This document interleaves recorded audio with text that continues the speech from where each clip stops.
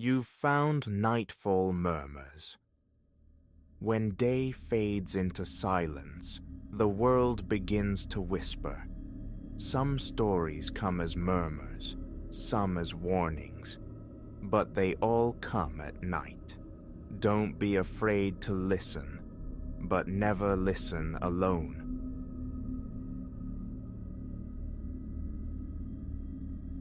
He registered the first time as little more than a flicker at the periphery, background motion, just the shifting scenery of arrival, another soul nesting in the clapboard house directly opposing mine. But the quiet passage of weeks saw this initial neutrality curdle.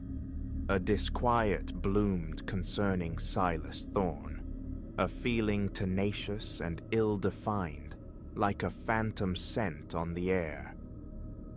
It began in minutiae, easily dismissed slivers of oddity, the almost ceremonial timing of his lawn watering, the sprinklers hissing their arcs across immaculate turf, precisely as my car reversed down the drive for work, his uncanny awareness of my rhythms, murmured observations dropped like pebbles into the pond of our brief sidewalk exchanges.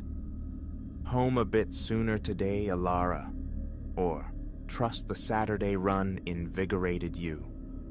Routines I held no memory of sharing. Initially, I painted it with the brush of neighborly interest, perhaps tinged with the solitude of a man settling into unfamiliar territory, apparently alone. Then materialized the offerings. A Tuesday dawn broke to reveal the first, a compact, impeccably ribboned box perched on my welcome mat. Within lay a silver bracelet, delicate filigree catching the morning light, its expense undeniable. The accompanying card bore only austere script, for Ilara, from a friend. Bewilderment struck. No birthday neared, no occasion warranted such anonymous extravagance. Voicing this puzzle to Chloe, my closest confidant, elicited a jest. Secret admirer, perhaps? She teased over coffee, mischief dancing in her eyes. Could be your new neighbor, the watcher you mentioned. A dismissive laugh was my reply, yet her words snagged in my thoughts. Silas? The motive remained elusive. Our interactions were fleeting, mere pleasantries exchanged across the asphalt divide. The deliveries persisted, a vase brimming with sunflowers. How could he divine my affection for their vibrant, sun-following faces? A coveted first edition, a title whispered only during a private phone call with Chloe. Each parcel bore the identical, unnerving signature. For Ilara, from a friend. Flattery warped into a sense of trespass. The attention felt less like a gift, more like surveillance made tangible.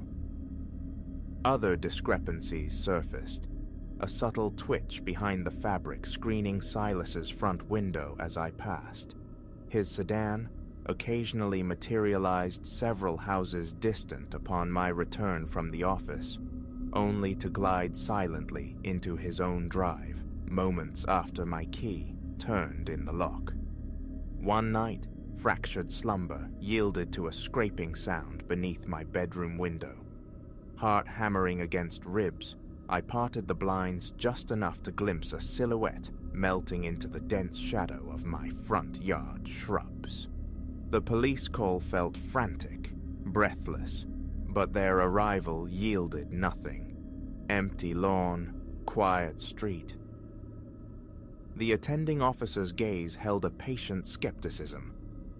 Certain you weren't dreaming, ma'am? This area's quiet, no prowler reports. My insistence felt thin against his doubt.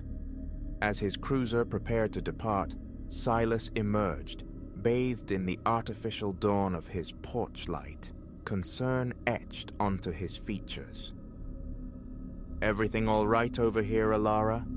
His voice carried easily across the pre-dawn stillness. Heard some noise, A strained smile felt like a betrayal of my own fear. Thought I saw something. False alarm, it seems. Silas nodded slowly, his eyes fixed intently on mine. Well, remember I'm just across the street. Anything you need, day or night. A shiver traced my spine. The words, ostensibly comforting, resonated with an undertone that felt less like reassurance and more like a veiled claim. The following day saw the installation of a security network, cameras guarding each entryway, motion detectors humming silently. A fragile layer of safety settled, yet the sensation of being observed, a constant prickle on the skin, refused to dissipate. A week elapsed. Returning home one evening, I found the front door not quite latched, resting a hair's breadth open against the frame. Blood turning to ice water in my veins, I summoned the police once more. This time, gravity marked their movements. A thorough sweep revealed nothing stolen, nothing disturbed, save for one jarring anomaly. A framed photograph of me, usually resident on my nightstand, now inexplicably positioned on the kitchen counter. The officer floated the possibility of accidental displacement, a memory lapse on my part, but a certainty, cold and sharp, settled in my gut. Someone, he, had crossed my threshold, breathed my air, handled my possessions, violated my sanctuary. That night, sleep an impossible prospect. I scrolled through hours of security recordings. Static, shadows, silence. Then, time-stamped 2:17 a.m. A form materialized on the screen. A chilling recognition seized me. Silas's unmistakable way of moving. He approached my front door, produced an object, glinting, metallic, horrifyingly key-like, and simply let himself inside. Nausea surged. How long? How had he procured a key? I watched, paralyzed, as the footage showed him navigating my familiar spaces with an ease born of repetition. Morning found me at the police station, the digital evidence clutched tight. They documented my statement, pledged an investigation, yet cautioned patience. A temporary relocation was advised. My call to Chloe was fractured by tremors. Hearing the narrative unfold, she demanded I come immediately. While hastily assembling an overnight bag, my gaze kept straying to the window, anticipating Silas's watchful presence. His house, however, remained inert, curtains drawn like closed eyelids. Just as I reached for the doorknob, a sharp rap echoed through the house. My heart vaulted into my throat. Peering through the security peephole confirmed my dread. Silas, his expression a mask of solicitous concern. "Ilara, you okay? Saw the bag." Silence was my only shield. I held my breath, a statue carved from fear. An eternity seemed to pass before his footsteps retreated, but not before an envelope whispered beneath the door. Trembling fingers tore it open. Inside, a photograph. Me, asleep in my own bed. Scrawled on the reverse, in that now hated script. "For Ilara, from a friend." I fled to Chloe's sanctuary, a maelstrom of terror and fury churning within. The audacity, the sheer violation. How long had this shadow life persisted alongside my own? Police promised increased patrols, a visible presence, but a hollow assurance it felt. Silas was too practiced, too adept at maintaining his facade. Days bled into weeks. Chloe's spare room became my refuge, my own home rendered uninhabitable by fear. The investigation proceeded sluggishly. Without overt threats corroborated, the authorities' hands felt tied.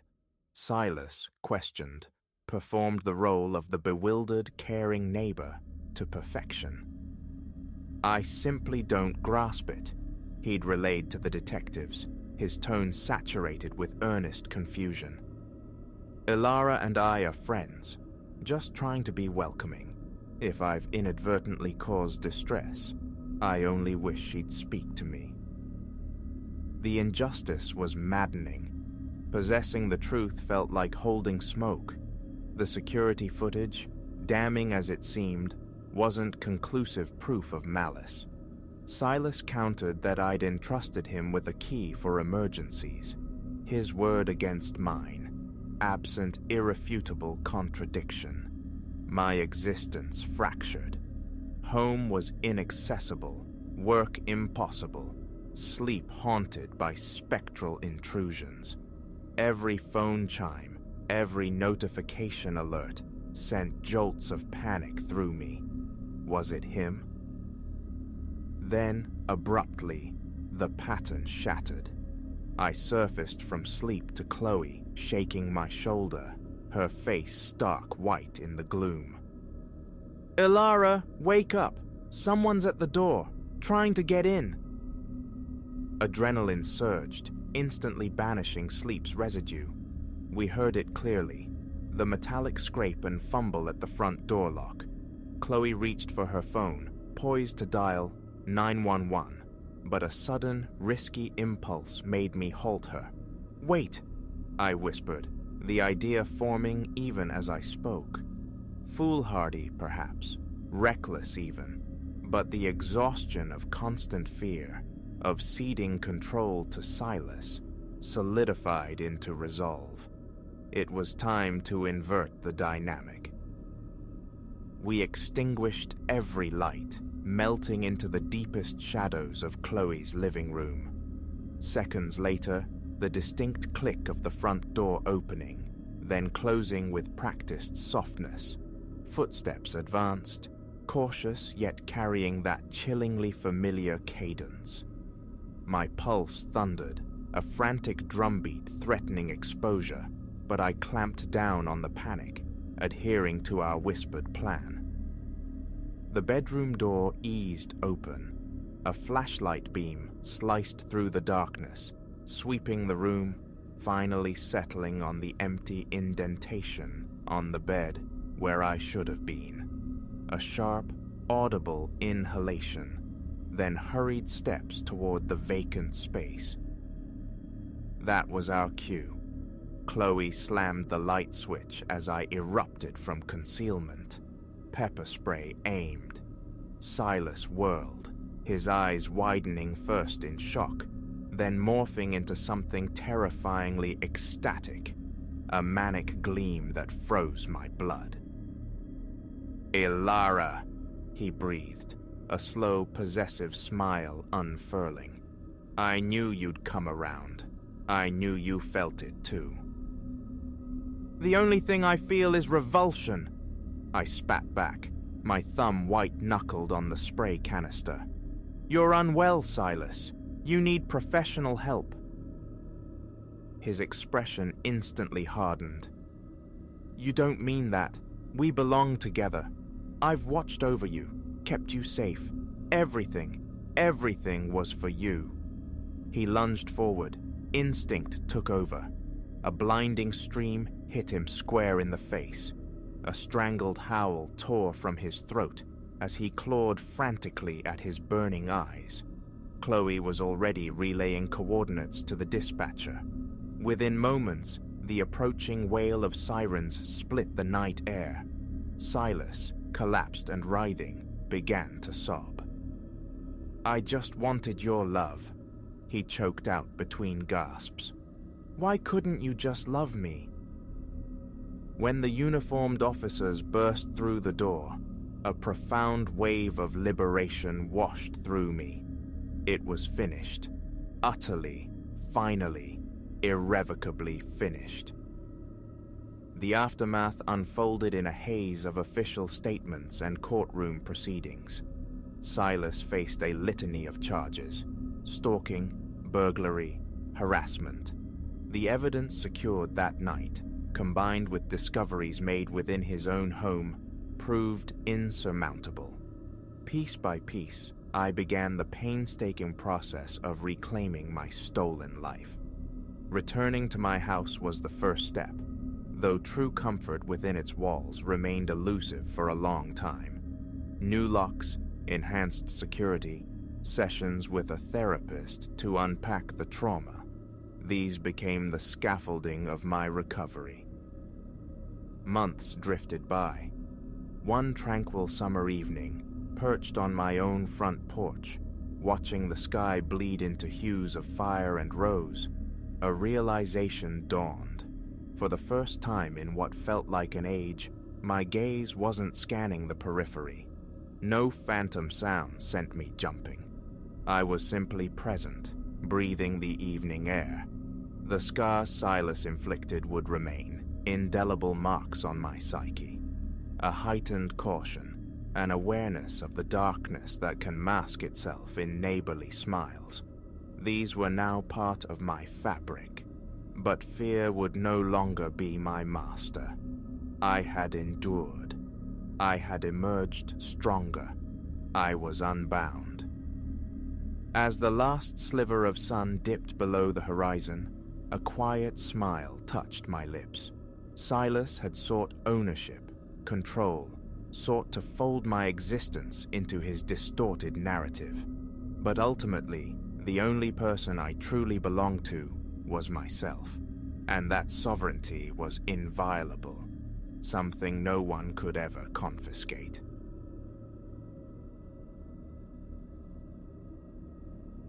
The dust of Silas's farm, I swore, would never coat my boots again.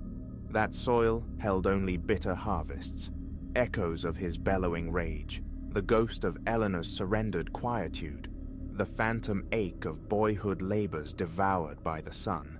Yet his passing last month chained me to the inheritance. A bank demanded reckoning on the mortgage. 3 decades of detritus awaited judgment and disposal.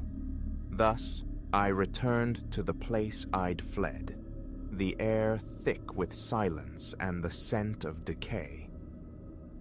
Trouble found me on the 3rd evening, nursing a beer on the sagging porch steps, the crickets soaring at the twilight, my gaze snagged on a flicker at the wood's ragged edge, 50 yards distant where our land bled into timber.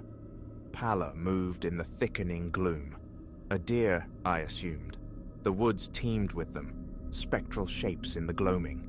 But squinting, a knot formed beneath my ribs, cold and tight. The silhouette defied nature. Too erect, too lean. Humanoid, perhaps, but distorted, impossibly tall. It stood frozen, bowed slightly, stark alabaster against the deepening verdure. I fumbled for the torch I'd been using against the house's intermittent power, its beam unreliable. By the time its weak light stabbed the darkness, only trees and deepening shadows remained, whispering amongst themselves. A trick of the failing light, I reasoned, my own weariness conjuring phantoms from the familiar woods. Still, the bolts slid home on every door that night. The window latches tested twice before I sought uneasy sleep in my old room. The following dusk found me vigilant, perched in the same spot, torch cool and heavy against my palm, eyes methodically sweeping the tree line where shadow pooled deepest. Sundown painted the bruised sky. Then it materialized.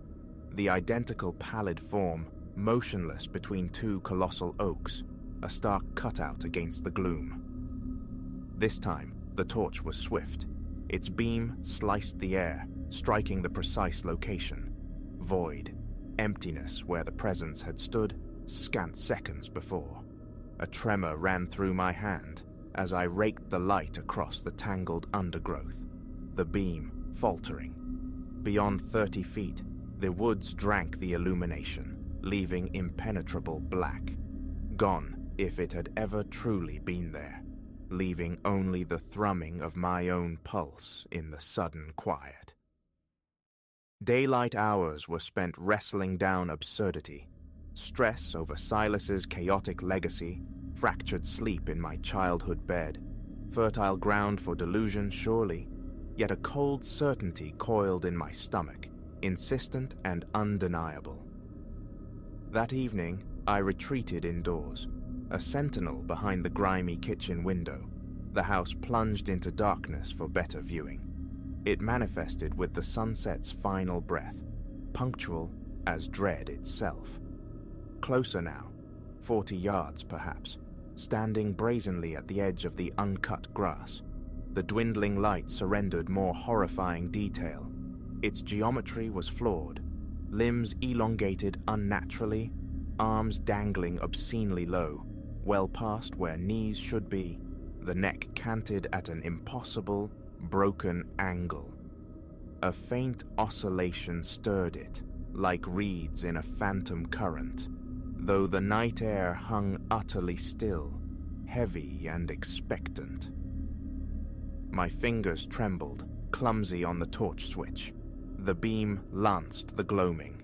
Again, the figure evaporated. The microsecond light grazed its space. I held the beam steady, lungs laboring, pulse hammering a frantic rhythm against my ribs.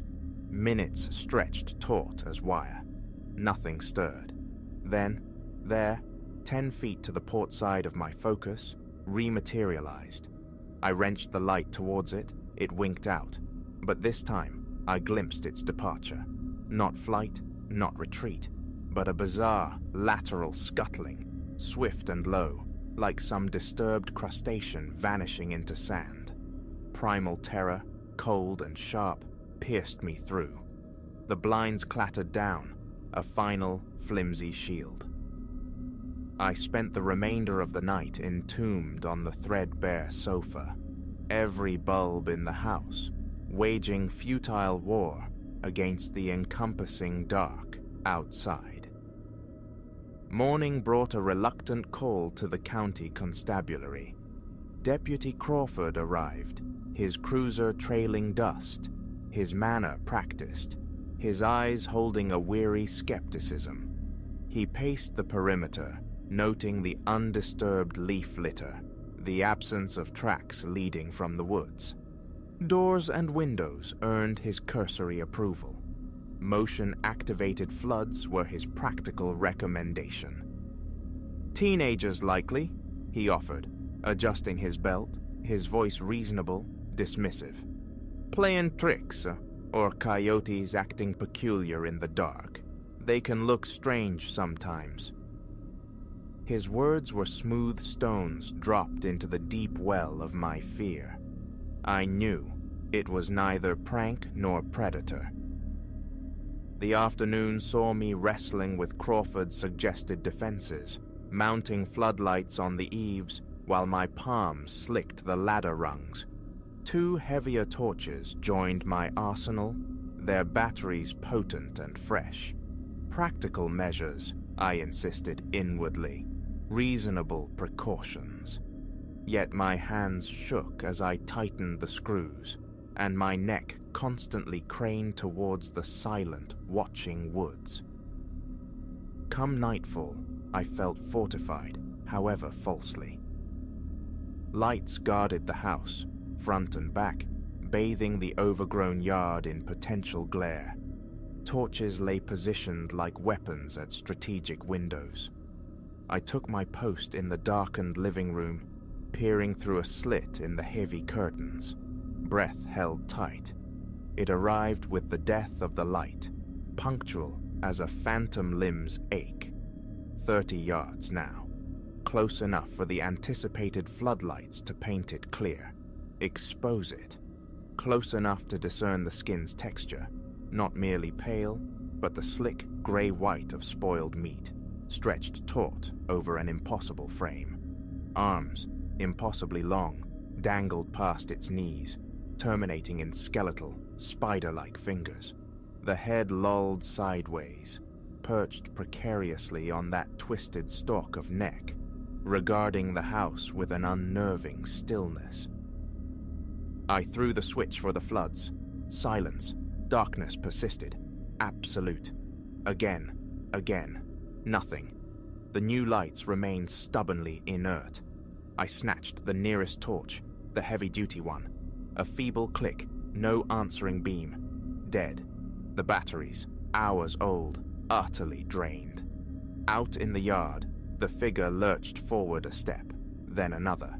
Its locomotion was disjointed, puppet-like, a marionette with tangled, invisible strings, scrabbling for the second new torch. This one flared to life, a welcome shock of light. I thrust its beam through the window, gone as ever, upon illumination. I held the light there, sweeping the empty space, heart hammering. Scritch. A sound at the window pane behind me, sharp and close. I spun, heart seizing, torch beam wavering. Empty night pressed against the glass, turning back to the front window. A face, pressed flat against the pane, inches from my own terrified reflection. Pallid flesh pulled taut, vast obsidian eyes, vacant and depthless as wells. A mouth like a wound, a lipless fissure stretching impossibly wide from ear to ear. A half-second glimpse, imprinted forever, before it dissolved back into the night. I bolted, scrambling up the familiar stairs to my old room, slamming the door, fumbling the lock until it clicked shut. I wedged myself into the farthest corner, torch beam fixed on the flimsy barrier, listening, every nerve alight. The house below whispered with intrusion, faint skitter-scratch, sounds from within the walls, the almost inaudible press of footfalls ascending the staircase, a delicate, persistent scraping against my bedroom door, questing. Dawn eventually seeped under the door, thin and grey, chasing the shadows. With its tentative arrival, the subtle disturbances ceased. An hour I waited, nerves frayed raw, before daring to emerge into the strained silence. The house stood empty, undisturbed. No trace, no mark upon window or door, no print upon the dew-kissed lawn to prove the night's horrors. My bags were packed with frantic haste. A call to a realtor. Sell it as it stands. Let the bank and the inheritors of junk contend with Silas's haunted legacy. Tossing the last bag into the car trunk, some dreadful compulsion made me glance back towards the woods one final time. It stood there, between two ancient trees, sharp and clear in the indifferent morning sun. One grotesque, elongated arm lifted slowly, a gesture that might have been acknowledgement or summons, or threat. Its face cleaved into that dreadful, lipless rictus. The engine roared, gravel spat beneath the tires as I fled. 2 weeks have bled away since that flight. I inhabit a sterile city apartment now, striving to bury the memory beneath concrete and the ceaseless urban noise. Yet nightly rituals persist, scanning the shadowed corners before sleep, peering from my third-floor window as twilight bleeds across the indifferent cityscape. Sometimes, between the stark lines of opposing buildings, a flicker of pallor catches my eye. A shape too tall, too thin, something with limbs that hang too low and a head canted wrong. Closer, always seeming closer. A torch rests on my nightstand, a useless talisman now. I suspect the light never banished it, merely obscured its approach, made the darkness seem safe. Last night, a faint skittering at the window pane, high above the street. Empty darkness met my gaze, but this morning, etched into the glass, 3 stories above the unheeding pavement, fine, deep scratches, long, thin lines, impossibly placed, and the torch beside my bed, inert, its new batteries drained lifeless, cold. its nature, its desires, unknowable. But it has followed. It is patient. Soon, the light will offer no refuge at all. Soon, I will look towards the glass and find that malformed visage waiting, the lipless tear of its mouth stretched in dreadful greeting. There are no more doors to lock, no further heights to flee. I scrawl these words as testament, a final flare against the encroaching dark. Should you glimpse a peripheral pallor, a flicker at vision's edge, avert your eyes. Forget torches, forget locks. Flee, though escape feels improbable now. Once marked, the pursuit is relentless, patient, inevitable. Night by night, closer it draws, and the dark finds everyone in the end. The scratching returns, louder now, insistent at the glass. Sunset paints the window, blood red. The torch is cold stone in my hand. It is here.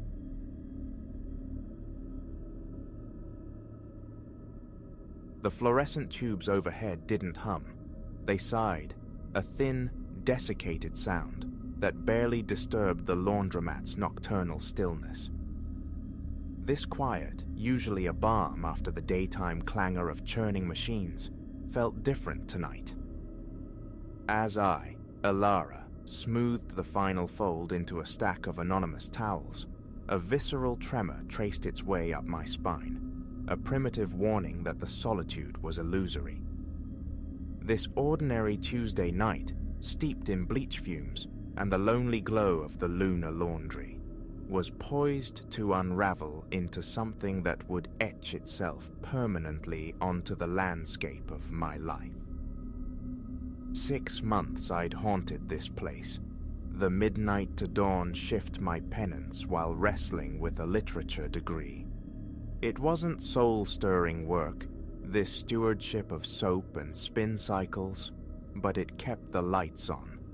Most nights bled together, the metronomic pulse of washers, the warm breath of dryers, the rare spectral customer seeking solace or clean socks under the indifferent moon. Tonight commenced with the same familiar rhythm. Clocked in at 11, exchanged weary nods with the departing evening attendant, commenced the ritual circuit, checking lint traps, feeding coins into the hungry detergent dispenser, cracking open a textbook destined for neglect in the yawning hours ahead. Around the first hour past midnight, my gaze snagged on him. Across the street, a silhouette detached itself from the deeper gloom, motionless beneath a flickering street lamp. Initially, I dismissed it. This district wasn't exactly vibrant after dark. Stragglers were common. Yet his stillness was absolute, a statue carved from shadow, his attention seemingly fixed, laser-like, upon the glass-fronted laundromat. Upon me. An unease, cold and unwelcome, began to coil in my gut. I forced my attention back to the mundane, the inventory count, the sweep of the floor, but my eyes kept betraying me, darting towards the window. He remained, not shifting, not smoking, simply observing. By 2, the unease had metastasized into a thrumming anxiety. I'd lowered the blinds, thin plastic slats offering scant psychological armor against the weight of his presence I could still feel pressing in from the darkness. Dial 911, the words felt foolish on my tongue. "There's a man, standing." Paranoia seemed the likelier diagnosis. Then, at 3, came the sound that fractured the quiet, a soft, insistent rapping against the front door's glass pane. My heart hammered against my ribs, a frantic bird trapped in a cage. Slowly, unwillingly, I turned. He was there, face distorted by the proximity to the glass, eyes wide, unblinking voids reflecting the sterile light within. "We're closed," I managed, my voice a thin reed attempting fortitude. "Try again after sunrise." No reply, no movement, save for the unnerving intensity of his stare. My fingers, slick with sudden sweat, fumbled for my phone. The emergency number glowed on the screen. It was then his voice seeped through the glass, muffled yet resonant with a chilling familiarity. "Let me come in, Ilara. A conversation is all I desire." Ice water sluiced through my veins. "Ilara." "How?" "I'm calling the police," I stated, the tremor in my voice betraying the threat. His expression remained impassive, but his next words were shards of glass aimed at my core. "Ah, Ilara. A poor choice, especially if you value your mother's peaceful rest in that facility over on Elmwood." My breath hitched. My mother, her fragility, her location. How could this stranger possess such knowledge? "What is it you want?" The question was ragged, stripped bare of defiance. "I told you to talk. Just open the door, Ilara." Every nerve ending screamed danger, a klaxon of self-preservation, but the implicit threat aimed at my mother was a lever that bypassed all reason. My hand, betraying me with its shaking, turned the lock. He flowed inside, less a man walking than a shadow detaching itself from the night, his movements possessing an unsettling grace. Closer now, I saw the lines etched around his eyes, the salt dusting his dark hair, perhaps 50 years weathered. His eyes, though, seemed ageless, piercing. "There now," he murmured, the sound smooth, unnervingly calm. "That wasn't so arduous, was it? Shall we sit?" I retreated instinctively, my hip colliding sharply with a folding table laden with someone else's forgotten warmth. "Who are you? What do you want from me?" A smile touched his lips, but failed to ignite any warmth in his gaze. "My identity is inconsequential. What I want, that is a more intricate matter." Over the next hour, a horrifying tapestry unfurled. He spoke of my life, my past, my whispered hopes, details no phantom observer should possess. The name of the boy who'd given me my first awkward kiss behind the bleachers. The specific tree branch that had snapped under my 9-year-old weight, sending me plummeting to a broken arm. The recurring dream I'd never shared.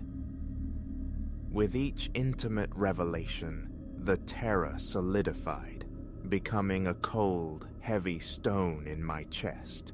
This wasn't random. He had curated me, studied me, dissected my existence from afar. "Why?" The word escaped, barely audible. "Why fixate on me?" In the stark fluorescence, his eyes seemed to gather the light, holding it within like captured stars. "Because you, Ilara, are exceptional. You possess something I require." Before the question, "What?" could form, he moved with startling celerity. The space between us vanished. A hand, surprisingly strong, clamped onto my arm. A sharp, stinging prick. Then the world tilted, colors blurring at the edges, sounds receding down a long tunnel. "Don't resist," his voice echoed, distant, distorted. "It will be concluded shortly." Consciousness returned like surfacing from deep, cold water, heralded by a pounding ache behind my eyes. Darkness pressed in, thick and absolute. As my vision swam into focus, shapes emerged. Damp stone walls, the glint of moisture, the undeniable smell of earth and decay. A basement. Panic surged, hot and suffocating, as I strained against restraints. Rope bit into my wrists and ankles, securing me to the frigid concrete floor whose rough texture scraped my cheek. "Ah!" Awake. The voice slithered from the shadows nearby. causing me to flinch violently. "Excellent. We may commence." "Commence what?" My voice was a dry rasp. "What do you want?" He stepped into the weak pool of light filtering from somewhere above, and the object in his hand gleamed with a sinister, dull purpose. A knife. I explained, Ilara. "You possess something necessary, something unique." As he advanced, I saw the change in his eyes. No longer just cold, they held an unnerving internal luminescence, a faint, predatory glow. This wasn't real, a stress-induced nightmare, but the biting pressure of the blade against the skin of my forearm screamed otherwise. "Your blood, Ilara. It carries a distinction, a rarity, and it will facilitate my ascension." A scream tore from my throat as the blade sliced, the sound swallowed by the oppressive confines of the cellar. Yet, even through the searing pain and terror, a spark of defiance ignited. I hadn't navigated the treacherous currents of late-night city life only to be extinguished in some lunatic's subterranean lair. He leaned closer, momentarily engrossed by the crimson welling from the wound. It was my only chance. Summoning every ounce of strength, I snapped my head upward, connecting solidly with his face. A grunt of pain, a curse, and he stumbled back, the knife skittering across the concrete. Ignoring the fire in my arm, I writhed, rolled, my bound hands scrabbling until they closed around the cool metal hilt. Awkwardly, frantically, I began sawing at the ropes binding my wrists. He was recovering, rising, but the fibers parted just as he lunged. I was free, armed. "You cannot comprehend," he snarled, blood streaming from his shattered nose, his voice thick with fury. "This process is immutable. It has begun." I didn't wait for elucidation. I slashed wildly with the knife, connecting with his chest. He roared, a sound less of pain than outraged pride, and grappled with me. We tumbled across the floor, a desperate tangle of limbs. His strength was considerable, but mine was fueled by the primal terror of imminent extinction. In the chaotic struggle, the knife found a home, sinking deep into his shoulder. He staggered back, his expression one of bewildered shock more than agony. And then I saw it, the blood seeping from his wound. It wasn't red. It was a viscous midnight black, glistening like oil, seeming to writhe with a life entirely its own. His momentary paralysis was my salvation. I scrambled towards the crude wooden stairs I'd glimpsed earlier, taking them 2, 3 at a time, the frantic thudding of my own heart deafening. Behind me, heavy footsteps pounded in pursuit. I burst through a doorway into the skeletal remains of a house, moonlight lancing through shattered window panes and illuminating swirling dust motes. The front door beckoned. Praying it wasn't barred, I threw myself at it. The cool night air struck my face like a physical blow as I spilled onto an overgrown, neglected lawn. Unknown territory, but far off. Pinpricks of light promised civilization, safety. I ran, faster than I knew I could, the sharp protest of my bare feet on unseen debris ignored. I didn't dare look back, didn't pause until the garish, welcoming glow of a gas station materialized ahead. I burst through the door, a wild apparition streaked with blood and dirt. The attendant's eyes widened in alarm. "Police!" I gasped, collapsing against the counter. "Call them, please." The ensuing hours dissolved into a maelstrom of flashing lights, sterile hospital corridors, and questions I struggled to answer coherently. They located the derelict house, its basement a disturbing laboratory, filled with arcane apparatus and jars containing that dark, viscous fluid I fought not to remember. Of the man, there was no trace, just evidence of my struggle and his unusual blood type, they called it. Baffled.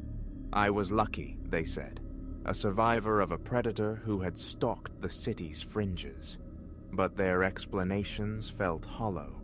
They hadn't seen the impossible black blood, the predatory light in his eyes.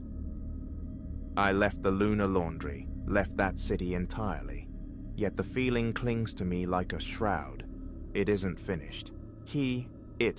Whatever entity wore that man's skin, whatever transformation he sought, is still extant, waiting, watching. So now vigilance is my creed. Self-defense classes are my catechism, the state-of-the-art security system in my apartment my nightly prayer. Above all, I heed the whispers of instinct. Because that crawl of ice on the back of the neck, sometimes it isn't just nerves. Sometimes it's the universe screaming that the monster hiding just beyond the light is terrifyingly real. And should our paths cross again, I will be ready.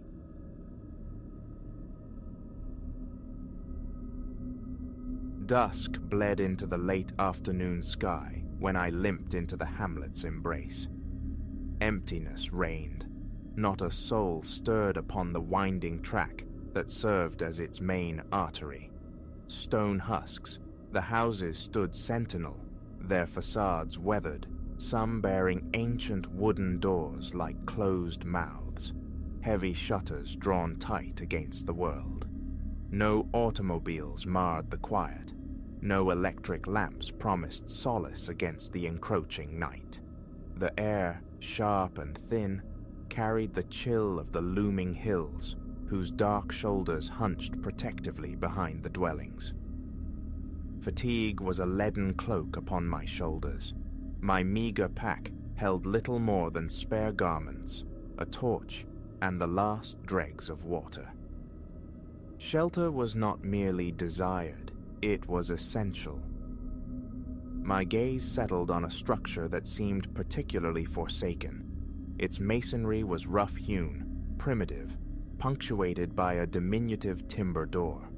The windows, recessed deep within the thick walls, held panes of warped, imperfect glass. Hesitantly, I tested the door.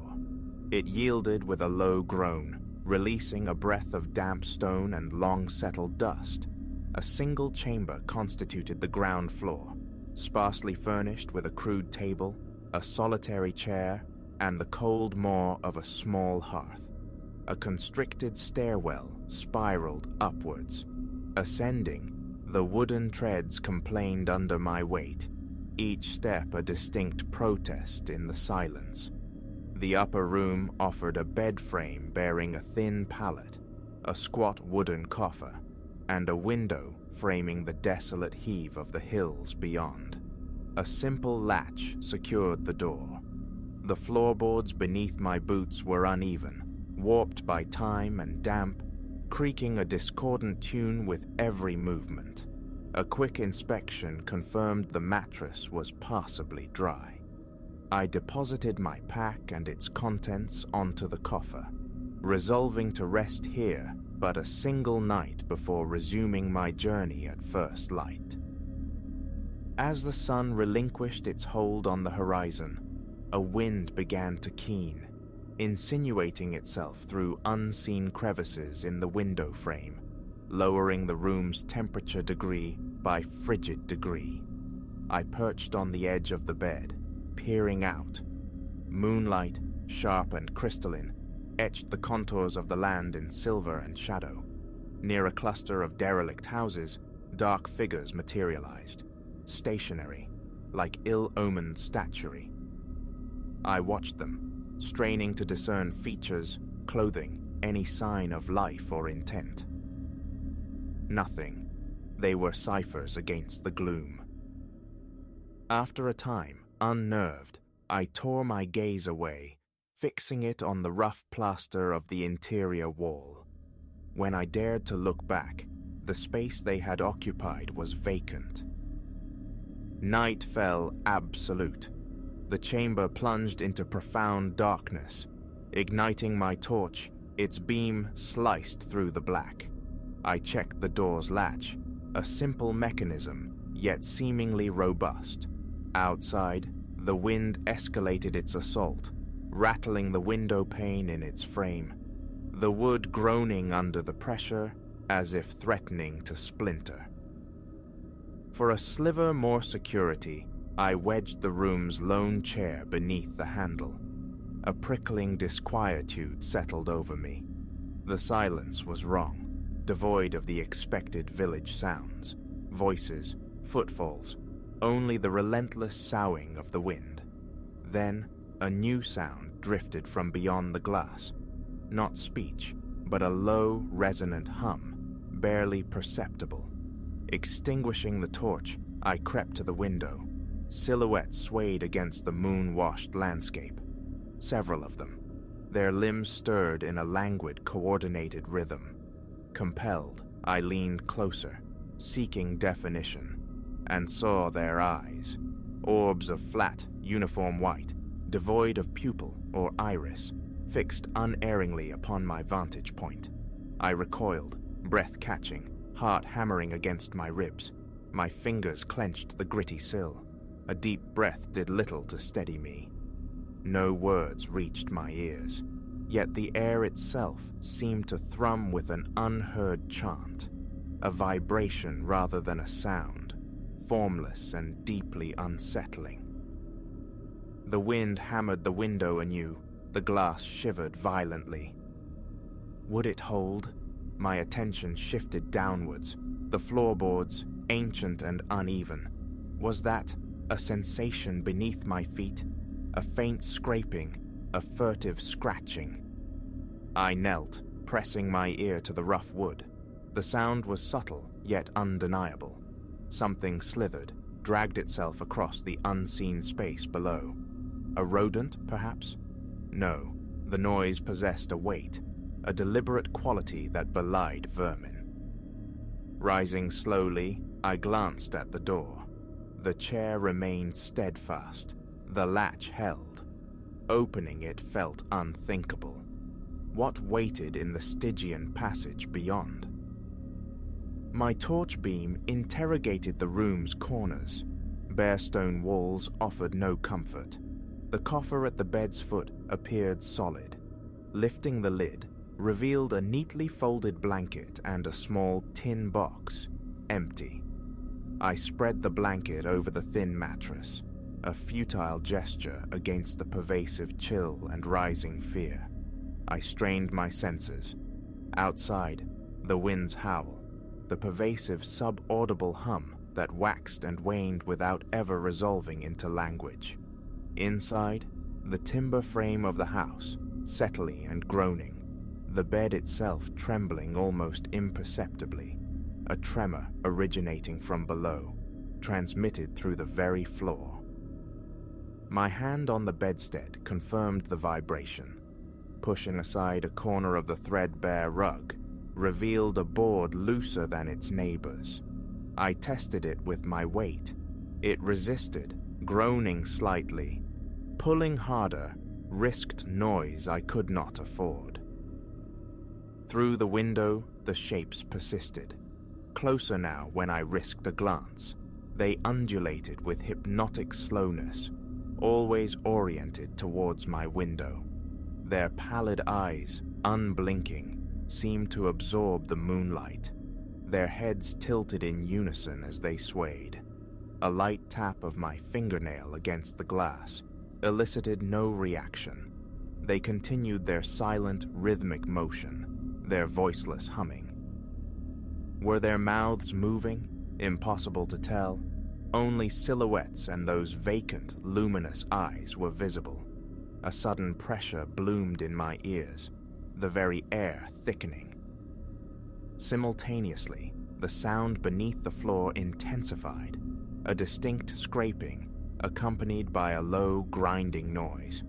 I retreated instinctively, pressing myself against the cold stone wall, clutching the torch like a talisman, its beam directed at the floor. The boards visibly quivered. Fine streams of dust sifted upwards from the cracks between them. My pulse roared in my ears. Escape beckoned, yet the path was fraught. Were those figures also lurking near the downstairs entrance?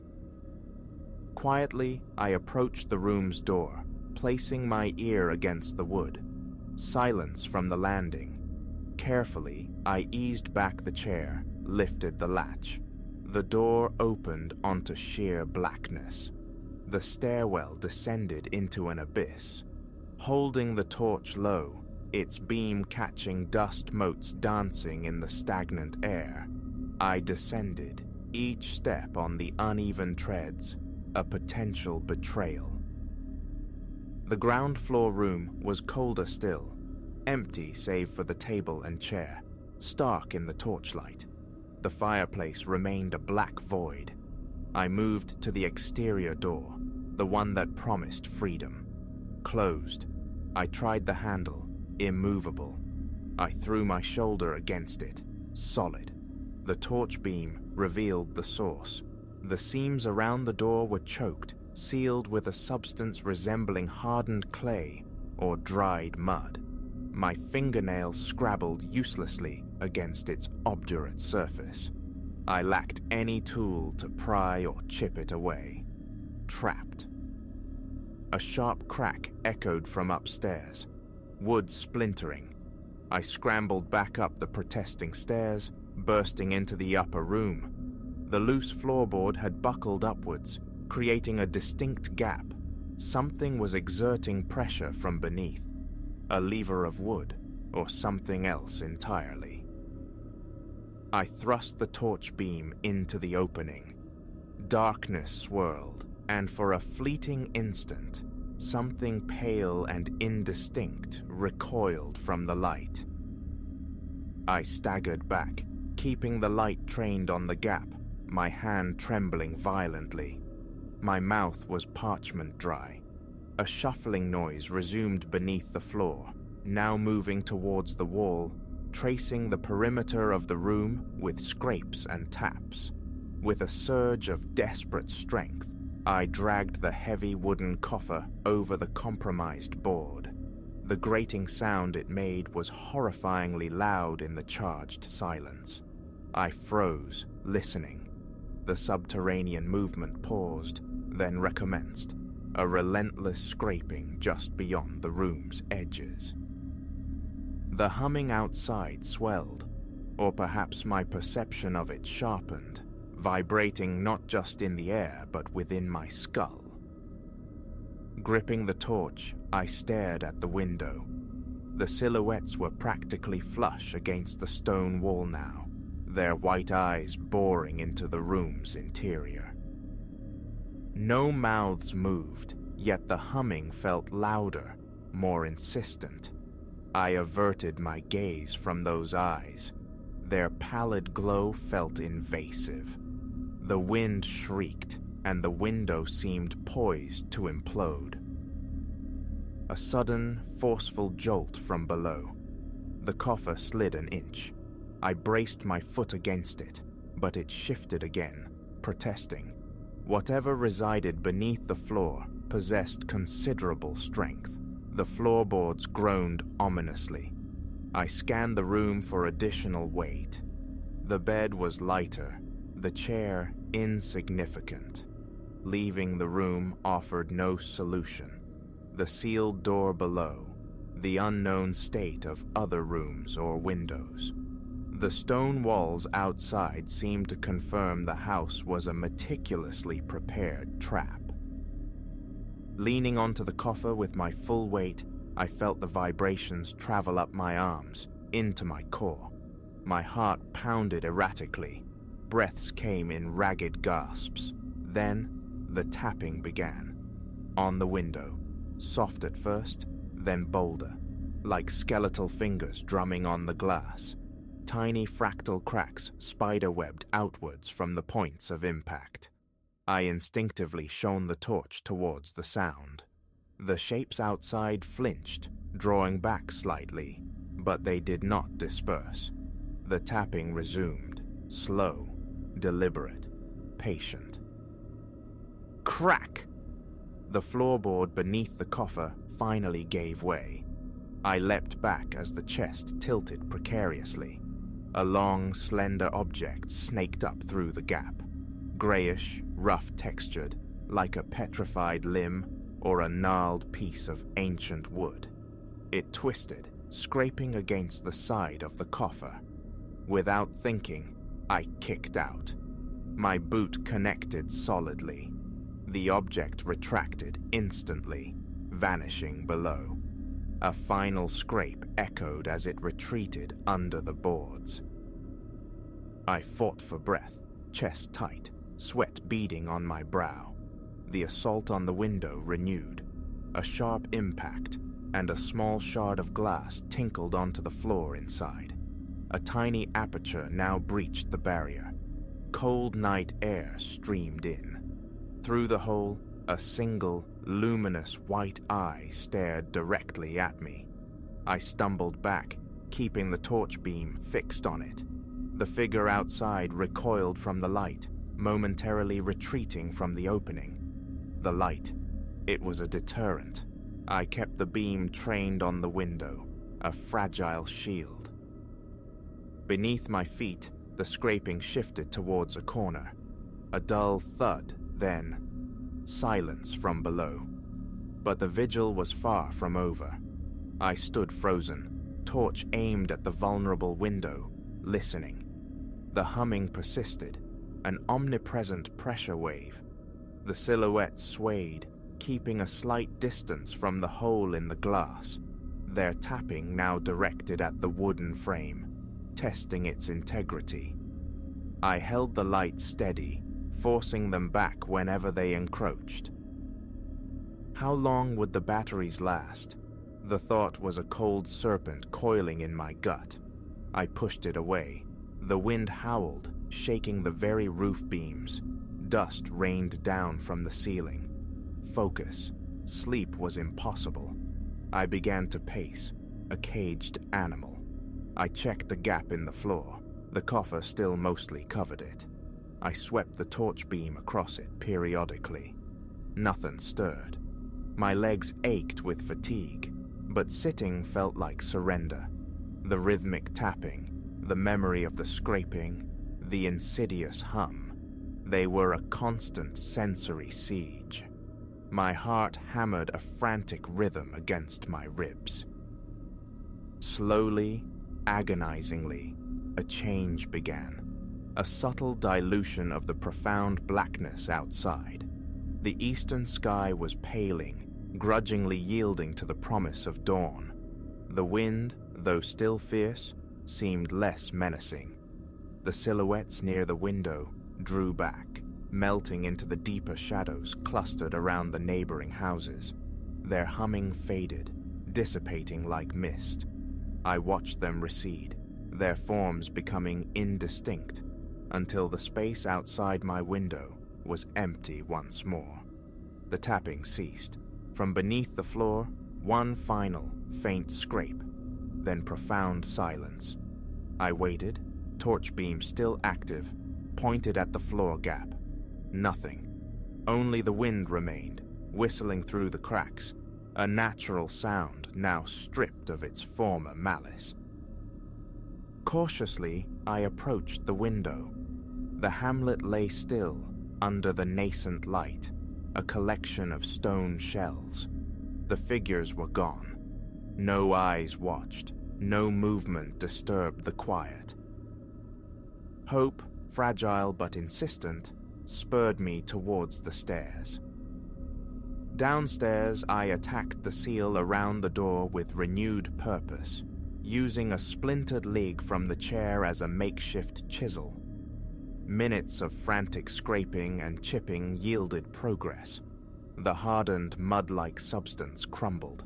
Finally, the latch yielded. I wrenched the door open. Cold, clean morning air rushed in, a blessed shock. The street was deserted, silent. No lurking shapes, no spectral eyes. I stepped out, leaving the house and its terrors behind me. Relief washed over me, potent and dizzying.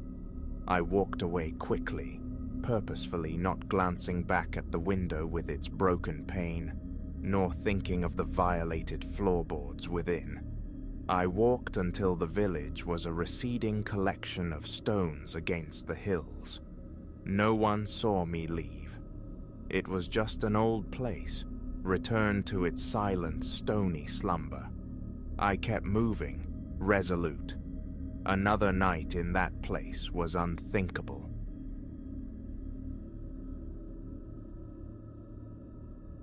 Hours bled into an indistinguishable smear of asphalt, ribboning through desolate landscapes. My eyelids felt like sandpaper, the humming drone of the engine a monotonous lullaby threatening to pull me under.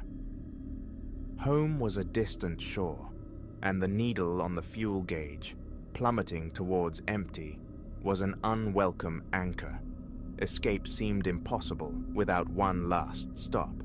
Then, a flicker, hesitant and weak against the bruised twilight sky. A gas station, clinging precariously to the edge of the known world.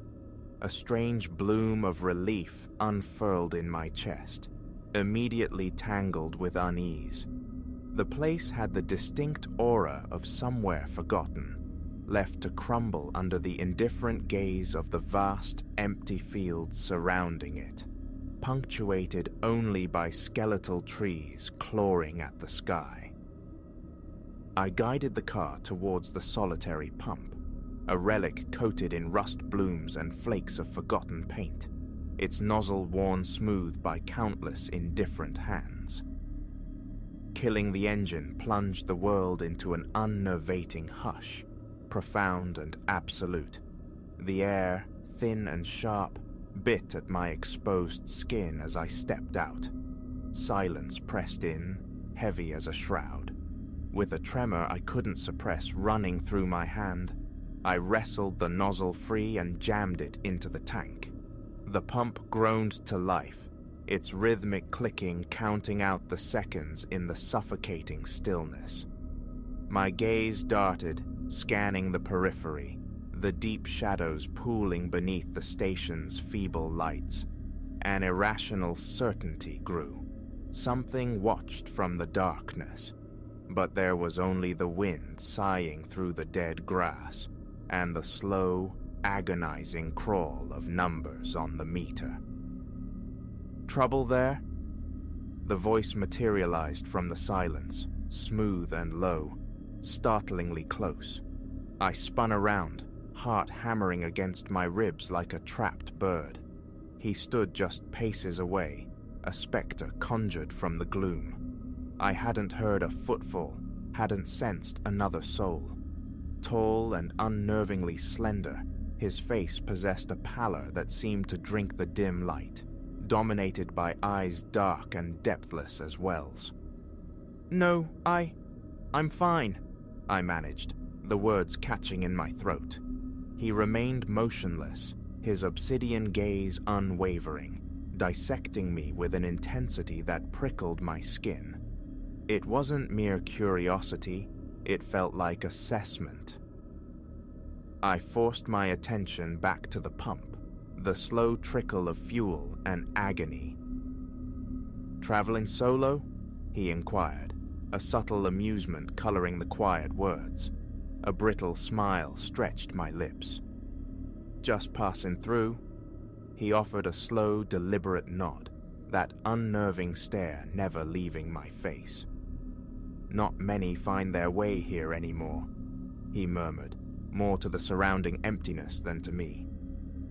Silence stretched again, taut and expectant. Finally, the pump gave a decisive thunk. Relief surged, hot and urgent. I wrenched the nozzle free, slammed it back into its cradle, twisted the gas cap tight. Escape. That was the only imperative screaming in my mind.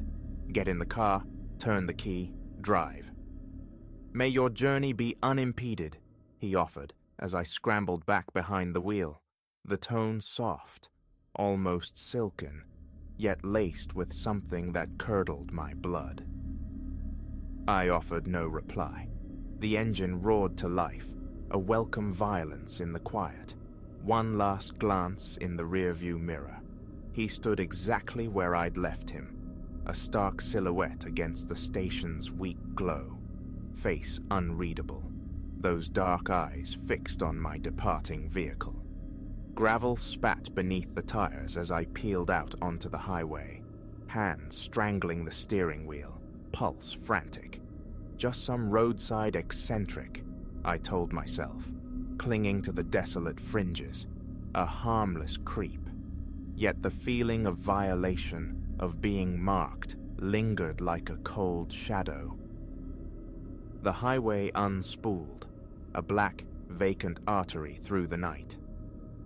Miles dissolved behind me, the spectral gas station swallowed by the darkness.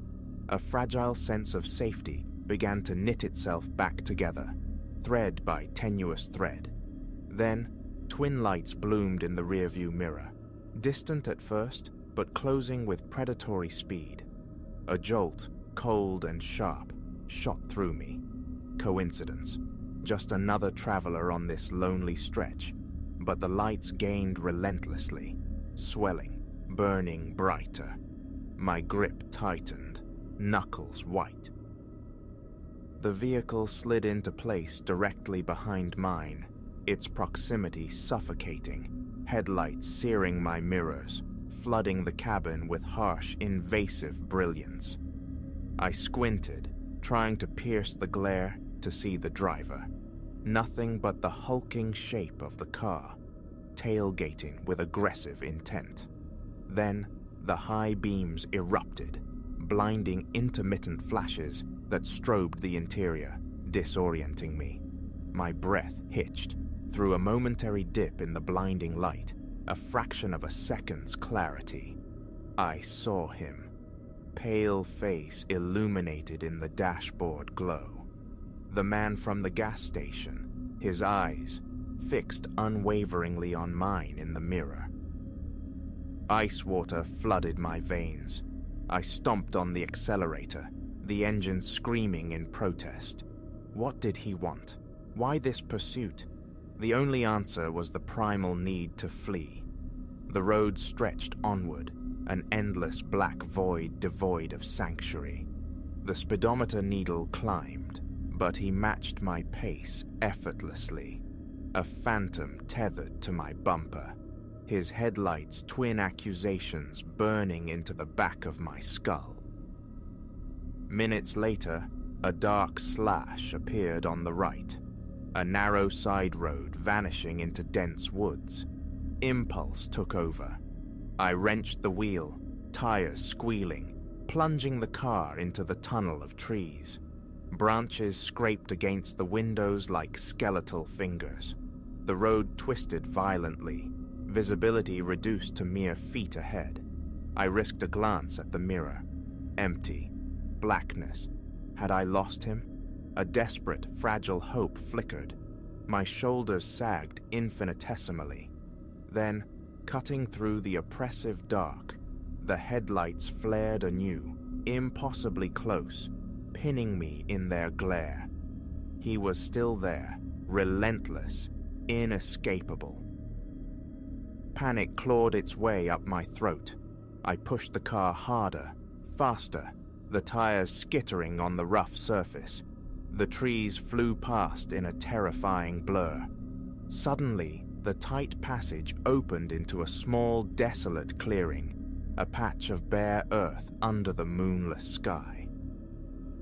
Without conscious thought, I slammed on the brakes, skidding to a halt in the center. Dust plumed around me.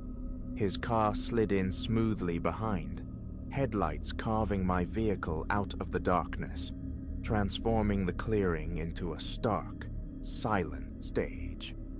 I sat rigid, gripping the wheel, breath sawing in my chest, waiting. His car door opened. A silhouette detached itself from the blinding light, tall and gaunt.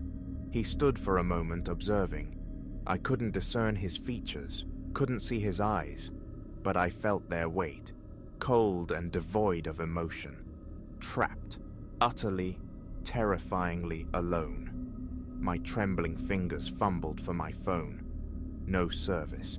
The digital declaration was a death knell to hope. He began to walk towards my car, his pace unhurried, measured, each step deliberate. The calm deliberateness was more terrifying than any overt aggression. Panic spiraled into pure, paralyzing terror. Every nerve ending screamed, "Run!" But my limbs were led. He was closing the distance, slow step by slow step.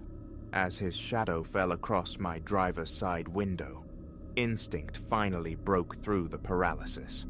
I slammed the gear shift into reverse, stomped the accelerator. The car bucked violently backward, tires churning dirt.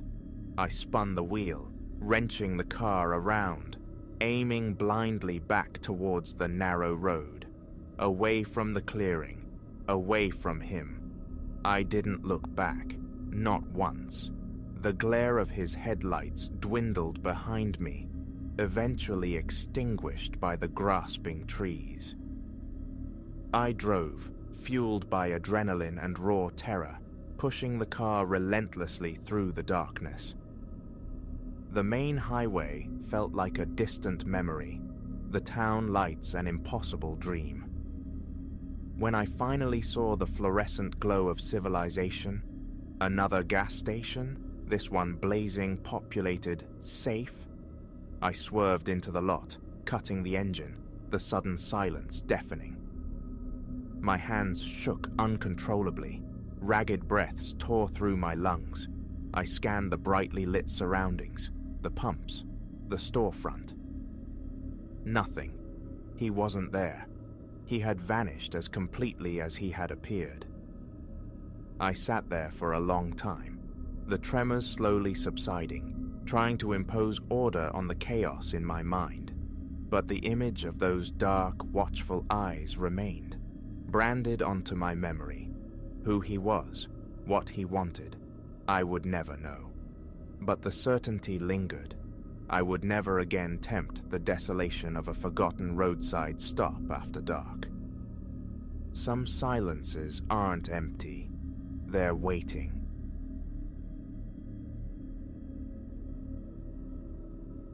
It was meant to shear time from the journey, a whispered promise of brevity. Returning late from Clara's parents, fatigue a heavy cloak upon us both. We elected for the serpentine forest road. Hours the rain had fallen, a relentless deluge, and this path, slicing through dense woods, seemed the swiftest route homeward. The satellite navigation painted a confident line through the wilderness. 30 minutes, perhaps more, we'd reclaim. Ill-lit, certainly, and narrow as a whisper, but familiar territory from sunnier days, posing no apparent threat. The downpour was an assault, liquid percussion against the windscreen, overwhelming the wiper's frantic arcs. Ahead, only the twin beams of our headlights carved a fragile tunnel through the oppressive dark, illuminating trees that leaned in like skeletal eavesdroppers. Clara, slumped against the passenger window, drifted in the shallow waters of sleep. My own grip tightened on the wheel, knuckles white, the other hand drumming a restless rhythm on my thigh, the frayed edge of exhaustion peculiar to long, nocturnal drives. Only the engine's drone and the ceaseless drumming of rain filled the void. Midway along this shadowed artery, the heavens opened anew, rain descending not in drops but in solid, blinding curtains. Visibility shrank to the car's bonnet. I eased off the accelerator, senses straining. It was then Clara stirred, surfacing with a murmur, rubbing sleep from her eyes. Where? She breathed, her gaze sweeping the claustrophobic dark. The forest track, I supplied. Just slower going in this. She nodded, peering through the water-streaked glass. I don't recall it being quite this consuming. A shrug was my only reply, though a disquiet mirrored her own, coiling low in my gut. It transcended the storm, the blackness. An indefinable wrongness permeated the air. Tiredness, I told myself. The tempest fraying our nerves. We drove on, silence stretching between us, both acutely awake now. Then, a glimmer ahead. Initially, I mistook it for distant municipal lighting, perhaps a lone service station defying the wilderness. Closer, however, it resolved into a faint, unsteady luminescence, emanating from a single window in an old timber structure, squatting just off the shoulder. The house looked derelict, swallowed by the surrounding woods. Clara leaned forward, her brow knitting. Was that dwelling always here? A tremor, cold and unwelcome, traced my spine. Not that I remember. My instinct screamed to accelerate past, dissolve it back into the rain-lashed night, but Clara touched my arm. "Liam, pull over," she urged, her voice low. "Just for a moment. My legs are cramped. Maybe someone inside knows how much further this road runs." The proposition sat ill with me, yet her earnestness, coupled with the utter lack of alternatives, swayed me. I angled the car onto the muddy verge, its lights barely grazing the porch of the forlorn house, sculpting shadows that writhed with the rhythm of the downpour. We sat cocooned in the sudden silence, the engine off, contemplating the structure. It was diminutive, likely an old hunter's cabin, its paint peeling like sunburnt skin, shutters hanging askew. The porch gaped empty. No vehicle, no sign of life, save that one flickering, jaundiced eye in the window. "Are you certain about this, Clara?" I glanced at her. She offered a hesitant shrug, though curiosity burned bright in her eyes. "Come on, a quick peek won't hurt." Exiting the car was instant immersion. Rain plastered our clothes to our skin as we hastened across the sodden earth, my boots sinking with sucking sounds into the mire. Clara clung to my arm, her proximity a small comfort against the chill, heavy air. Sound seemed muffled here, swallowed by the deluge. We mounted the porch steps, ancient timbers groaning a protest beneath our weight. A backward glance towards the car, our small metal sanctuary, tugged at me. But Clara, already there, had her hand poised near the door handle. She knocked first, a tentative tap, barely audible above the storm. We waited. Silence answered. She knocked again, firmer this time. Still nothing. The fine hairs on my neck prickled. Dread settled, cold and heavy. I grasped her arm. "Clara, let's just leave. It's empty." She resisted, shaking her head, and pushed. The door yielded with a protracted groan, swinging inward to reveal a Stygian hallway. The weak light from the window struggled to penetrate, bathing the immediate interior in a sickly, wavering glow. "Hello?" Her call was thin, devoured by the vacant space.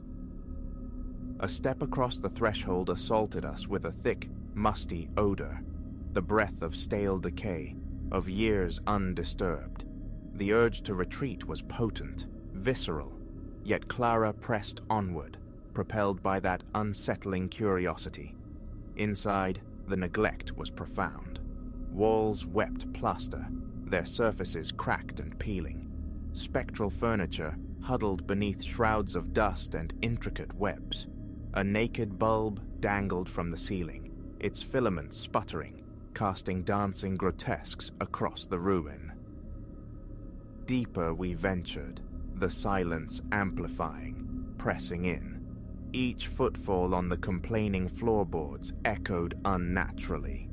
A palpable sense of intrusion, of trespass, thickened the air. Clara paused before a closed door to our left, her fingers closing around the tarnished knob.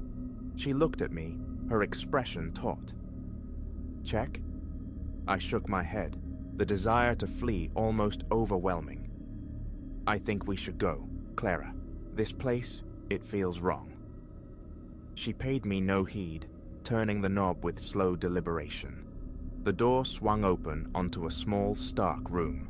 An old table, flanked by 2 chairs, occupied the center. The walls were bare, save for a single photograph, hung slightly crooked. We stepped inside, drawn to it.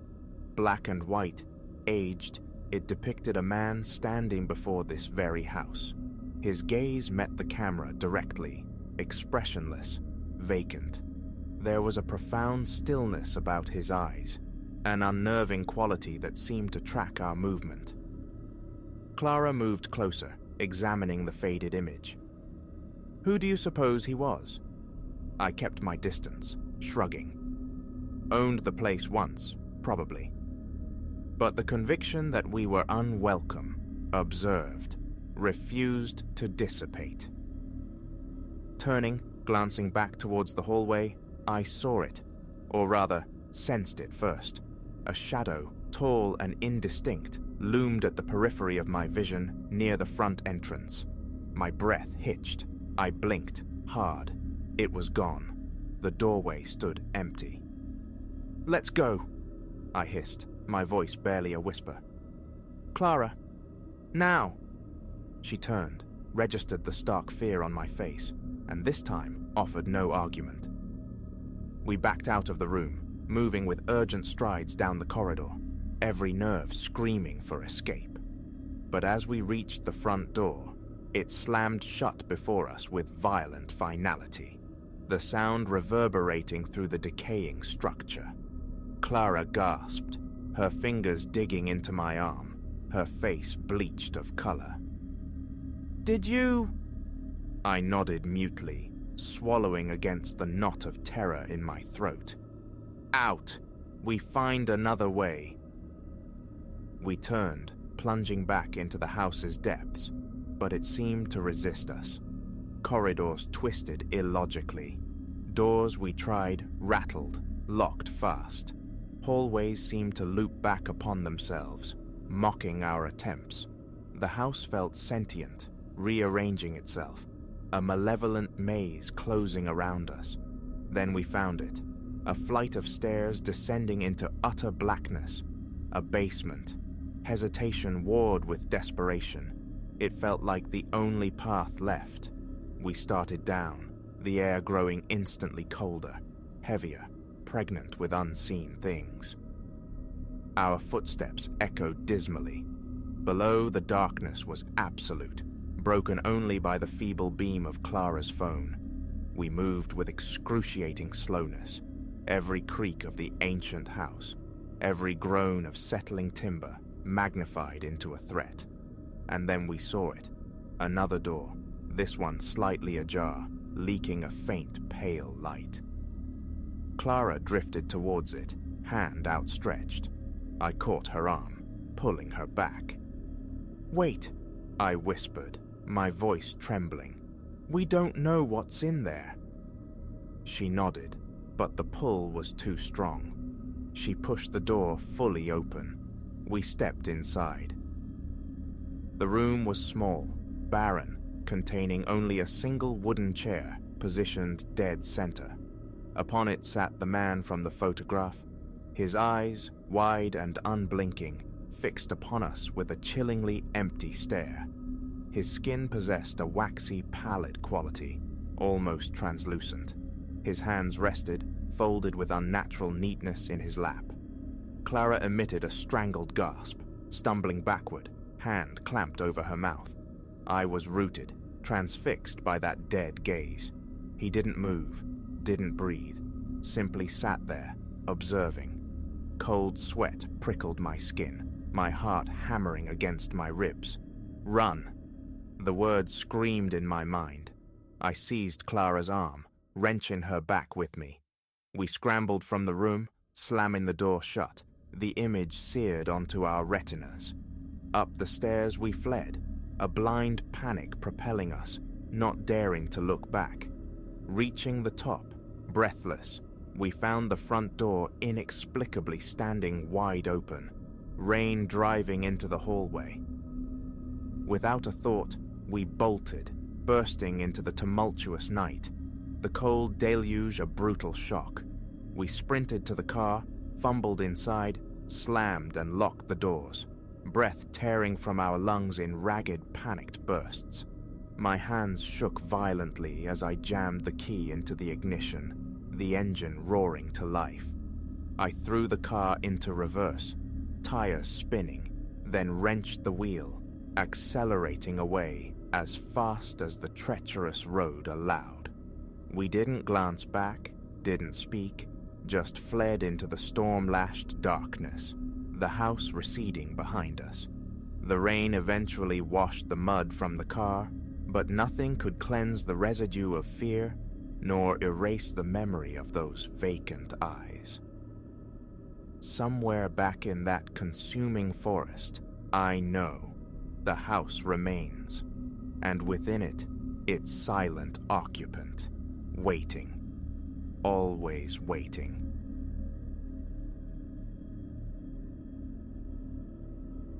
The summons arrived via telephone, a somber request threading through the line nearly 2 weeks after Julian drew his last breath. My Aunt Martha, her voice frayed, pressed the house keys into my palm. "Just see to it, Elias," she'd murmured, the weight of unspoken grief heavy in the air between us. "We'll sort through what sells later." I nodded assent. Proximity had made me Julian's reluctant executor in our quiet hometown. No thrill accompanied the duty, merely the cold fact that no one else volunteered. A simple task, I told myself. Cleanse, contain, maintain focus. A chore. The profound disquiet that awaited me within those walls was as yet unimaginable. The front door yielded with a sigh, releasing a breath of stagnant air. Dust motes danced visibility in the slanted afternoon light, carrying the scent of settled particles and aged upholstery. Laminate flooring stretched through the living space, reflecting the weak illumination filtered by sheer, indifferent curtains. I navigated towards the kitchen, a compact formica table, sentinel chairs, a scattering of unrinsed cups gleaming dully in the sink basin. Julian had charted a solitary existence. Chaos wasn't anticipated, yet stray objects dotted the landscape, a testament to interrupted routines. Near the refrigerator, a film of grime coated the countertop. Mechanically, I found a cloth, erased the mark, the gesture automatic, thoughtless. That initial day bled away in the mundane triage of the living room and kitchen. Mountains of circulars, final demands, scribbled reminders left on the tabletop. I sifted through the detritus of a life abruptly paused. As twilight began to bleed across the sky, I turned towards the bedroom where he'd slept. It was a single-story dwelling, but his room felt sequestered at the far end, adjacent to a glass-paned door accessing the backyard, an annex of privacy. Crossing the threshold, an invisible wave struck me, the distinct, familiar tang of his cologne, Julian's signature scent. I halted, senses alert, scanning for its origin. His closet stood mostly void, emptied by prior familial interventions. A dresser drawer gaped open, revealing nothing but orphaned socks. Perhaps, I reasoned, the fragrance had merely permeated the drywall, the linens, a mental shrug, and I pressed onward. Before departing that evening, an inexplicable compulsion drew me to the backyard door. The lock held firm, the metal knob radiating an unexpected cold beneath my fingers. Through the glass, the yard lay submerged in shadow, a skeletal clothesline, a congregation of desiccated potted plants. A tremor ran through me, incongruous with the mild night air. I extinguished the bedroom light, the click echoing slightly, and secured the house behind me. Days later, armed with cardboard cartons and sealing tape, I returned, resolve hardened. The mission: conquer the living room remnants, then breach the bedroom's lingering hold. Enter, execute, escape by mid-afternoon. That was the strategy.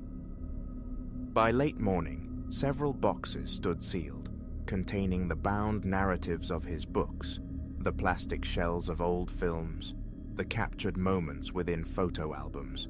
The bedroom, however, remained a psychic snag. That phantom cologne persisted, an olfactory ghost ambushing me without pattern. One moment, nothing. The next, a potent, invisible cloud engulfing me, only to dissipate with baffling speed. Around noon, I stood mid-room, a half-filled box cradled in my arms, cataloguing the remaining clutter. A sudden, sharp slam erupted behind me. My shoulders jumped, muscles seizing. I pivoted. The backyard door vibrated faintly, its knob executing a brief, frantic rattle as if struck from the exterior. Setting the box down with deliberate care, I hurried over, pressing my ear flat against the cool wood.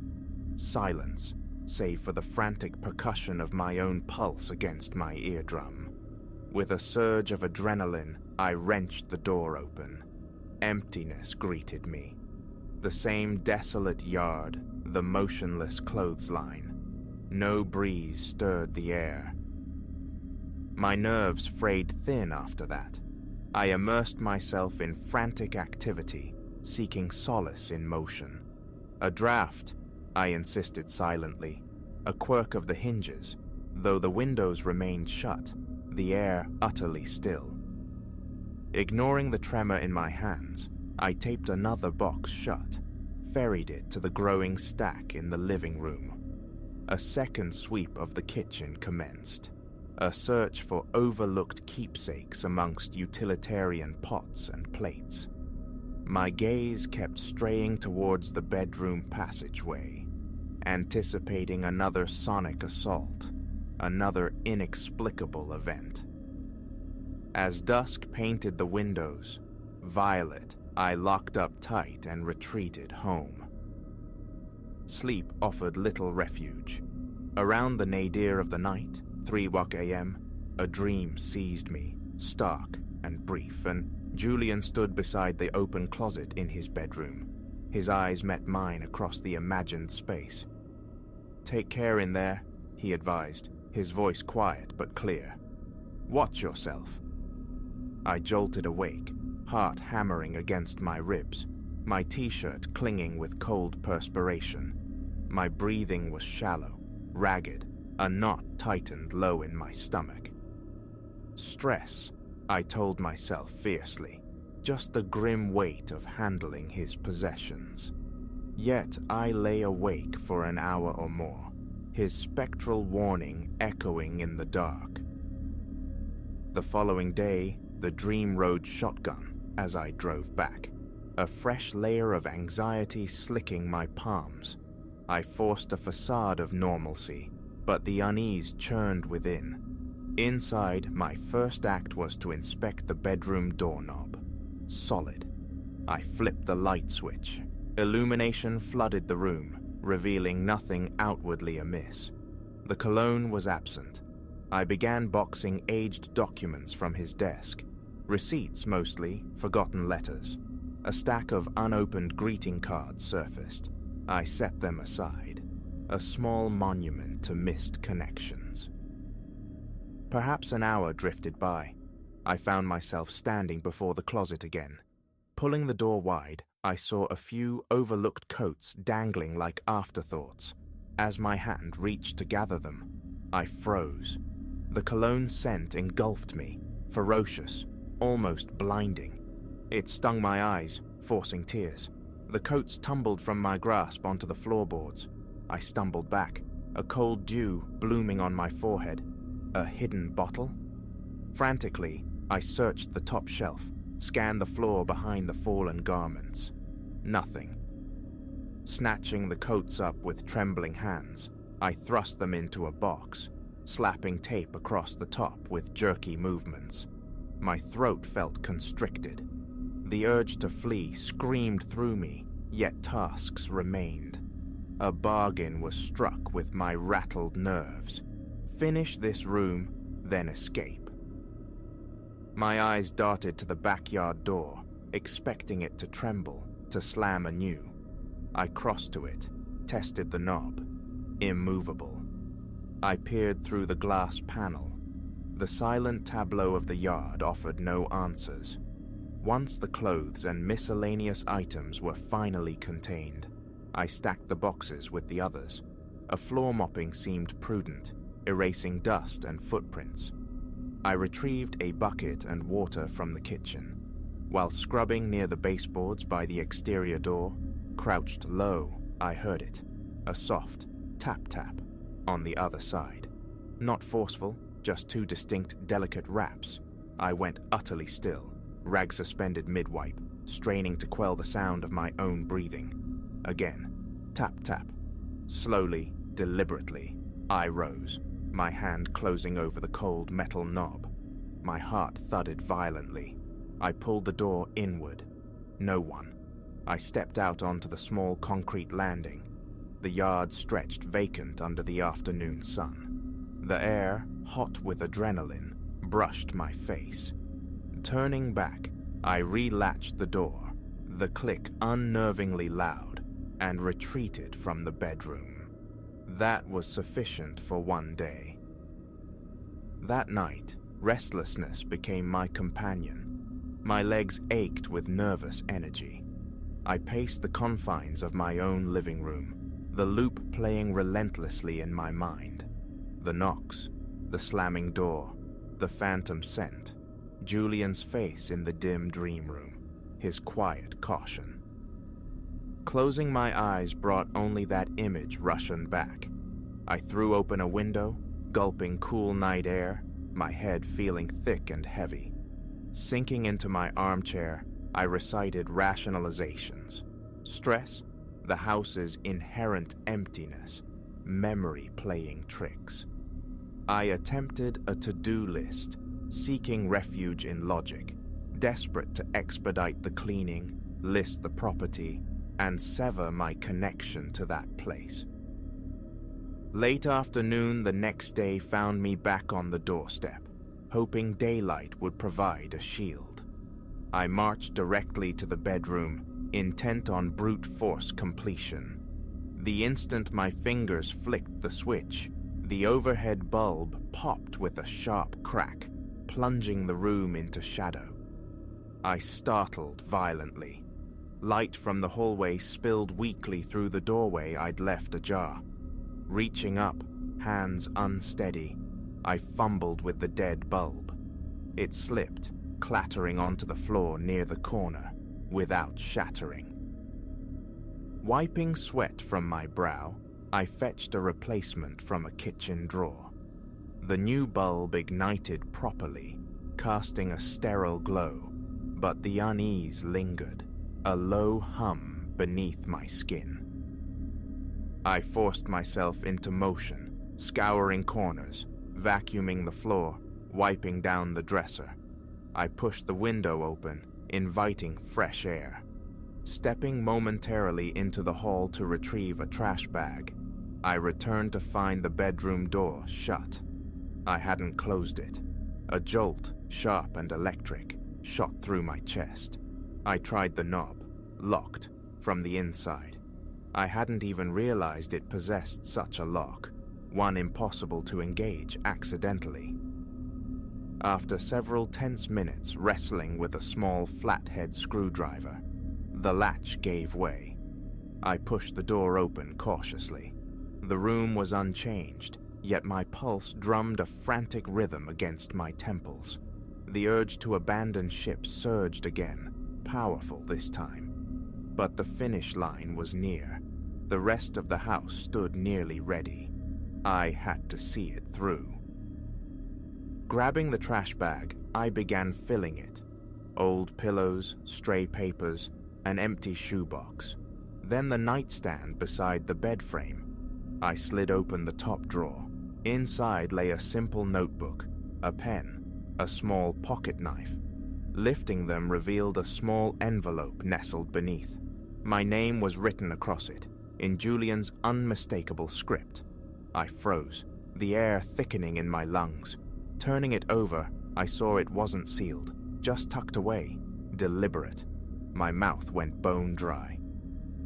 Should I open it here? Now? Slipping it into my jacket pocket, I resolved to read it in the safety of my own home. I concluded the cleaning rituals, hauled out the final bag of refuse, meticulously locked every window and door. Standing on the pavement, I gazed back at the house, its windows like vacant eyes. A potent sensation of being watched prickled my skin, though no figure stirred within. Shaking my head, I retreated to my car and drove away. The envelope burned a hole in my pocket. A stop at a brightly lit gas station for a soda felt necessary, an attempt to dilute the lingering dread. The cashier eyed me strangely. "You okay, man?" he asked. I mumbled something about fatigue, averting his gaze. Back in my own kitchen, under the familiar yellow light, I sat at the table and extracted the envelope. Inside, a single sheet of paper bore a short message. "If you're reading this," it began, "you're probably helping out like you always do. Thanks for looking after my things. Be careful in the house, Elias. Been feeling strange vibes there lately. Don't know what it is, but watch yourself." That was all. No signature, no further clues. I slumped back in my chair, my hands trembling uncontrollably. Tears threatened, hot behind my eyes, but I forced slow, measured breaths. Julian himself had sensed it, the wrongness clinging to those rooms, even before the end. The dream hadn't been mere stress. It was an echo of his own unease. The following week saw the final push. I moved through the house with grim determination, deliberately curtailing my time in the bedroom. Every creak, every draft, every phantom whiff of that cologne sent ripples of anxiety through me, but I clamped down, forcing calm. I kept windows flung wide, hoping to purge the oppressive atmosphere. No more doors slammed, no locks engaged mysteriously, yet the feeling of being perpetually on edge never fully subsided. On the last day, I conducted a final, meticulous walkthrough, verifying the emptiness of closets and drawers, ensuring boxes were clearly labeled for their destinations, storage or donation.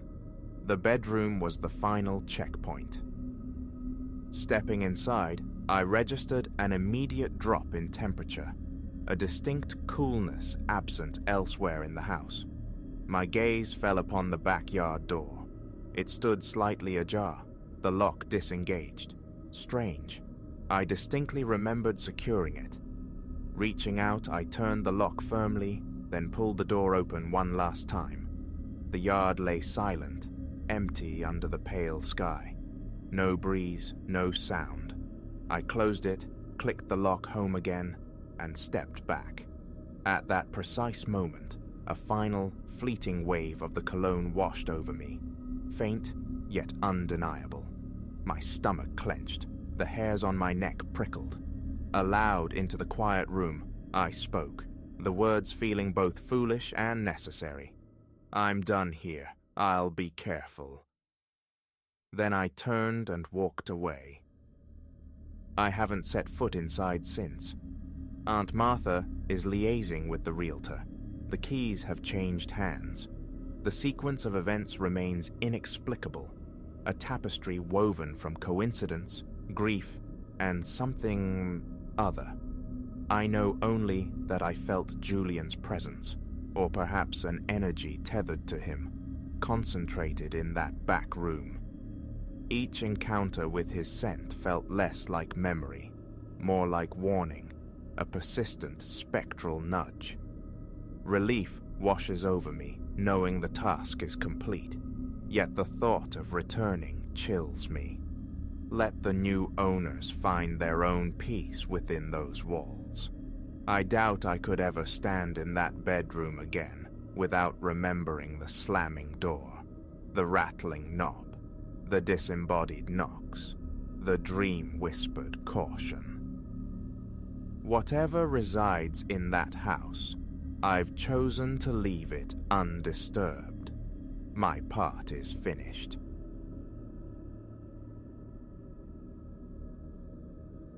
Thrice the flint sparked against steel before yielding a hesitant flame, a tiny ember battling the encroaching twilight. Leo and I, confederates in clandestine ritual, had haunted this field behind the derelict Blackwood estate for months now. Our sanctuary, it lay veiled from the road, yet tethered loosely to the familiar world, a pocket of perceived safety.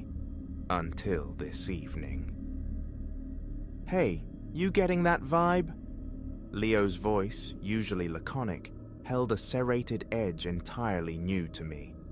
We occupied our customary perch, a fallen log worn smooth by time and secrets, the night air fragrant with cut hay drifting from adjacent farms. But the familiar sweetness was tainted. A peculiar density had infiltrated the atmosphere, a static charge that raised the hairs on my forearms. Vibe? What vibe?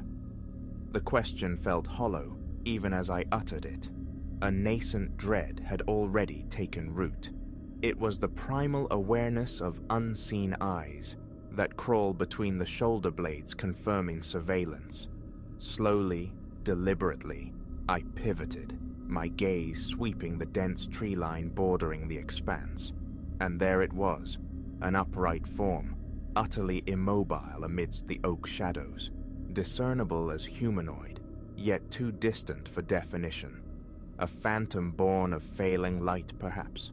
One of those optical illusions the gloaming conjures until vision adjusts. "Someone's there," Leo breathed, his shoulder a sudden tense pressure against mine. "By the big oak." The shape remained steadfast, soundless, an effigy fixed 50 yards off, simply observing. My hand lifted in a tentative, almost involuntary wave, a desperate appeal to normalcy. "Hello?" My voice sounded thin, swallowed by the vast stillness. Nothing. No reply, no shift in posture. Only the unwavering, silent regard.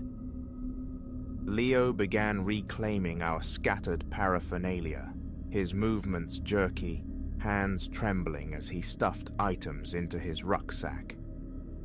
"We should bail," he muttered, striving for nonchalance. "Getting dark anyway." Precisely then, the figure initiated movement.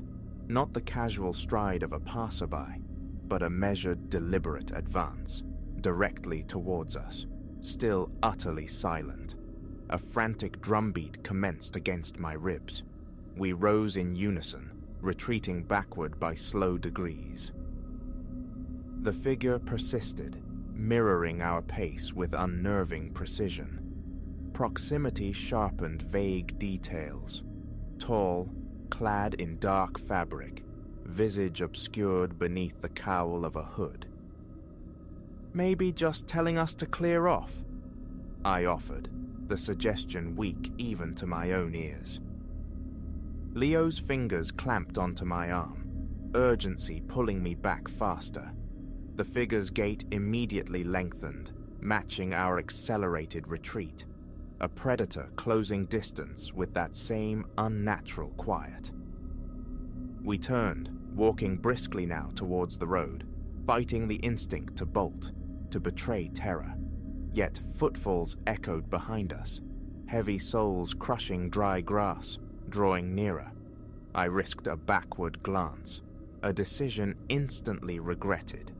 30 yards separated us. The walk had become aggressive, purposeful, predatory. Leo stumbled, catching himself on an unseen route, the scuffle of his sneakers deafening in the deepening hush. The pursuing footsteps quickened. 20 yards, still no word, no demand, no human sound beyond its relentless approach. "Run!" Leo hissed, the command galvanizing us. We sprinted, pounding across the packed earth towards the familiar gap in the boundary fence. Behind us, the pursuit erupted into a run too, impossibly swift, devouring the distance with inhuman velocity. I could hear breathing now, not ours, but a deep, rhythmic respiration, terrifyingly close. The fence remained a desperate 50 yards away. We wouldn't make it. My lungs burned, Leo flagged beside me. Then salvation blazed across the field. Headlights, a car traversing the road ahead. Gratitude surged, raw and overwhelming. "Help!" I screamed, arms flailing like windmills. "Somebody, please, help us!" The vehicle slowed, braked. 2 more pairs of headlights flared, bathing the field in stark artificial daylight. Behind us, the footsteps abruptly ceased. I whirled, braced for confrontation, but the field lay empty. Our pursuer had dissolved, vanished as though conjured from shadow and returned to it. Mr. Davies from the hardware store emerged from his truck, the Millers from the neighboring farm close behind. "You boys all right?" he called, jogging towards our heaving forms, heard shouting. Between ragged gasps, we spilled the story. The figure, the chase, the suffocating silence. Flashlight beams probed the darkness, finding nothing. No alien footprints marred the ground, only our own frantic tracks. No sign anyone else had trespassed. The police arrived, recorded our fractured accounts, conducted a more thorough sweep. They uncovered evidence of others, certainly. Cigarette ends unlike our brand, crushed beer cans, the remnants of a crude camp tucked within the trees. Our secret spot, it transpired, was less secret than we'd believed. Sleep refused me that night. I plunged into online archives, seeking some history of the Blackwood property, some tragedy or dark lore to contextualize the terror. Nothing. Only prosaic accounts of generations tilling the soil until the final descendant relocated south 3 years prior. The field thereafter shed its anonymity. The town erected security cameras, installed brighter lighting. Police patrols intensified. Our harrowing encounter became a cautionary tale whispered by parents to wandering adolescents. Leo and I found a new haunt, the brightly lit picnic grounds behind the community center. Occasionally, we revisit that night in conversation, attempting to impose logic on the inexplicable. A prankster, a vagrant, something less definable. Last week, driving past as sunset bled across the sky, my eyes snagged on the tree line. For a heartbeat, I perceived a tall silhouette standing sentinel by the oaks. A second look revealed only shadow play, light filtering through leaves. Yet I accelerated. I didn't look back. The experience reshaped us, instilling not just caution, but a profound awareness of the veil between the known and the unknown. We learned vigilance. We learned not to dismiss intuition. But we also learned the solidity of friendship in the face of fear, the instinct to pull each other from the brink. Sometimes, in the deep quiet of night, the phantom sensation of being watched returns. Now, though, I know its weight. I scan my surroundings. I listen to the silence. I trust the unease. And I remember, it's permissible to flee, to cry for aid, to acknowledge when the world feels wrong. The field itself is transformed, illuminated, monitored, ostensibly safe. Children chase soccer balls across its grass on summer evenings, parents observing from newly installed benches. A place once coveted for its secrecy now thrives on openness, its shadows banished by collective attention.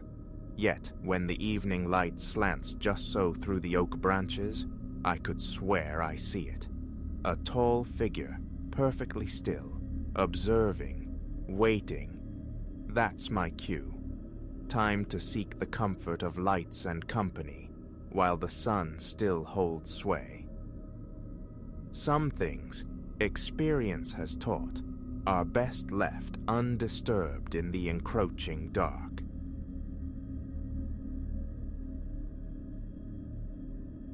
Etched deep, the arboreal sigils thrummed, an arcane vibration against the bark, pulling me off familiar ground and into the forest's secretive heart. 10 years patrolling Meridian wilds, and I, Ilara, believed I knew its soul, every shadowed hollow and sun-dappled ridge. That autumn day shattered the illusion. It commenced like any other sortie, the air sharp, a mosaic of fallen leaves yielding with a satisfying crunch underfoot. I cherished this turning of the season, the riotous hues, the loam-rich perfume of decay, the profound quietude as the woods drew inward before winter's siege. Perhaps 2 hours adrift on the lesser-trod ways, my eye snagged on an anomaly. Off-trail, a sentinel oak bore markings unlike any scarring or blaze I'd documented. Initial thoughts conjured vandals, the perennial nuisance, yet closer inspection banished such mundane explanations. These were not the crude hacks of bored youth. They were glyphs of impossible intricacy, whorls and lines reminiscent of forgotten alphabets, yet utterly alien. A faint luminescence pulsed within their grooves, a slow, tidal breathing. A tremor in my hand preceded the touch. Contact ignited a current, sharp and startling, sending me staggering back. The woodland palette flared, hyper-real. Sounds sharpened to painful clarity. And beneath the wind's sigh, susurrations, a language lost to time, skittering at the edge of hearing. Disquieted, I reached for my camera, aiming to capture this strangeness. The device refused. Its screen dissolved into static snow, a technological blindness before the sigils, as if the symbols themselves repelled documentation. I meticulously noted the coordinates, a task for the park's archaeologist. Yet turning to resume my route, I spied another marked sentinel, and another beyond. A breadcrumb trail, luminous and unnerving, luring me from the sanctioned path into the wood's deepening embrace.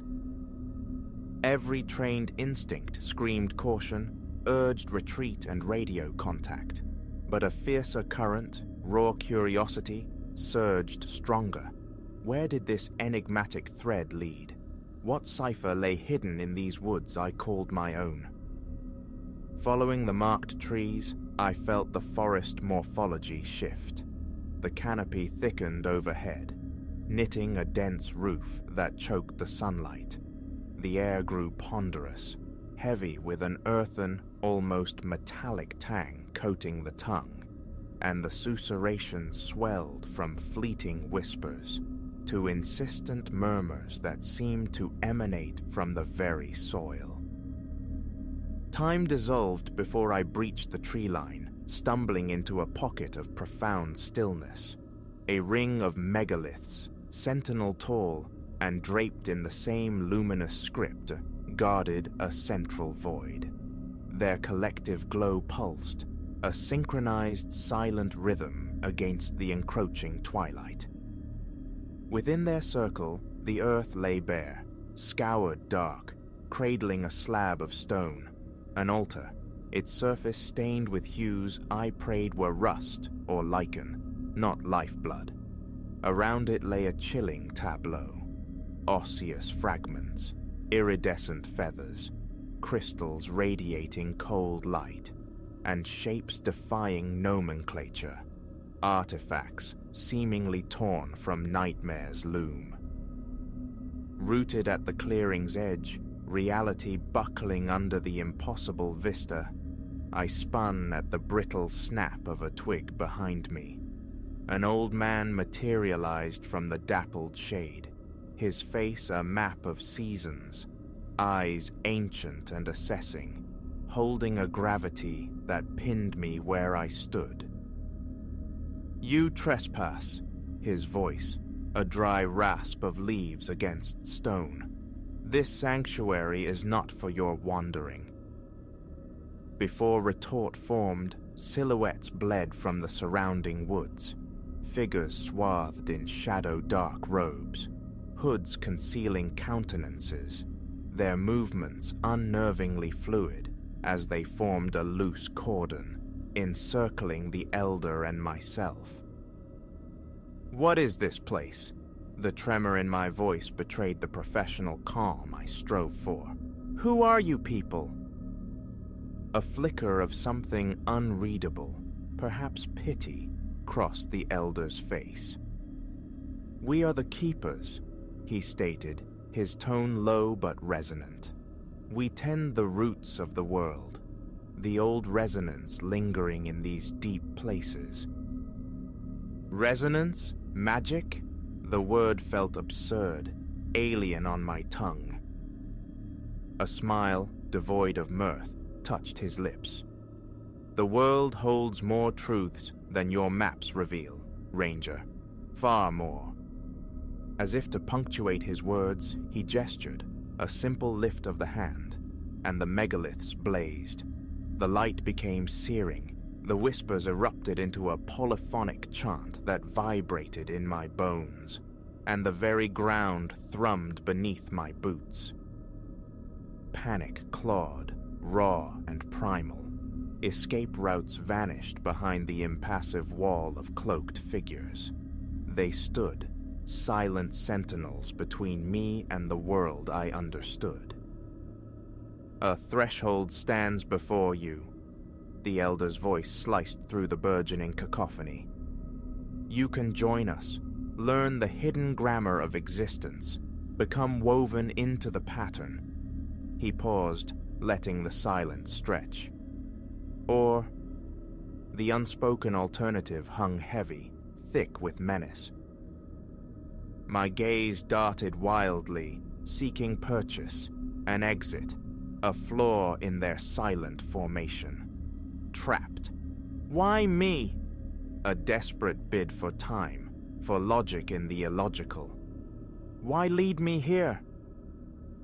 "The wildwood guided your steps," intoned a voice from within a deep cowl, eerily sexless, resonant.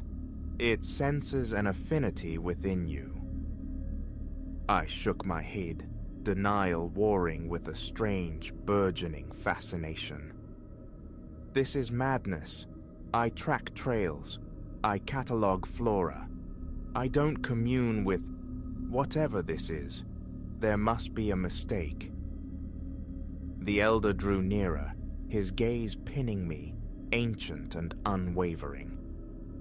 "There are no stray paths in these woods, Elara. No mistakes in such matters. Your arrival is intention. The only question remaining is, will you answer the call? As he spoke, the energy in the clearing coiled tighter, palpable, electric.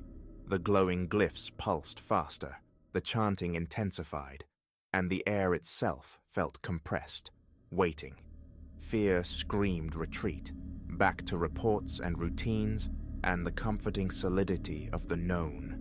Yet a nascent self, unrecognized until this moment, thrilled to the precipice of the unknown, curious about the arcane truths these keepers guarded, the power they hinted at. "If I agree," I ventured, the words tasting foreign, uncertain, "what then?" A genuine warmth finally creased the elder's weathered features, transforming his face. "Then your true initiation begins. You will perceive wonders that beggar imagination, learn secrets whispered only by the wind and stone. But heed this, the way is arduous, demanding sacrifice." I drew a breath, deep and steadying, weighing worlds in that suspended moment. Flight felt futile, disbelief a fragile shield already cracking. Acceptance, terrifying in its implications, yet undeniably alluring. In that impossible space, ringed by ancient stones and shadowed guardians, I chose.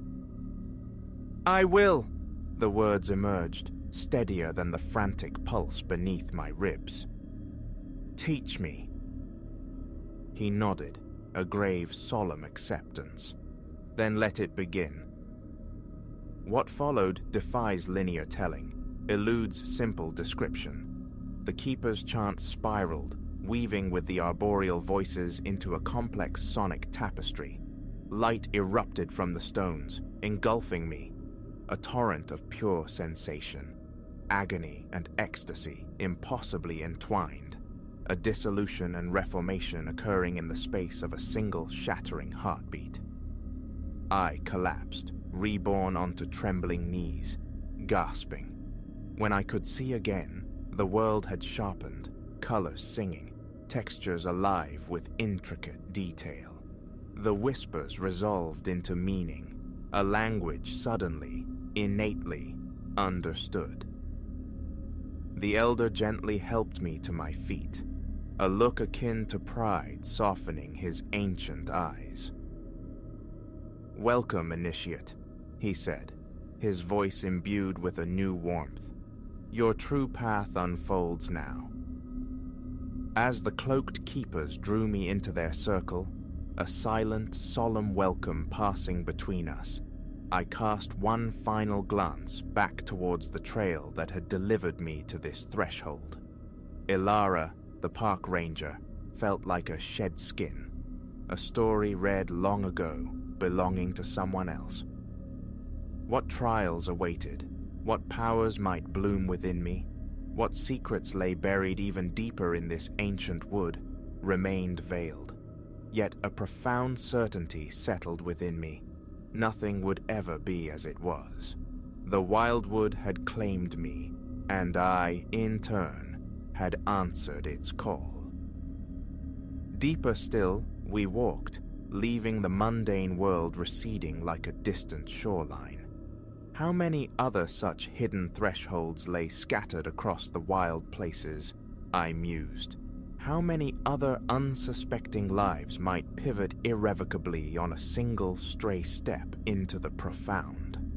The forest, it was terrifyingly clear, held infinite secrets, and now I was becoming one of them.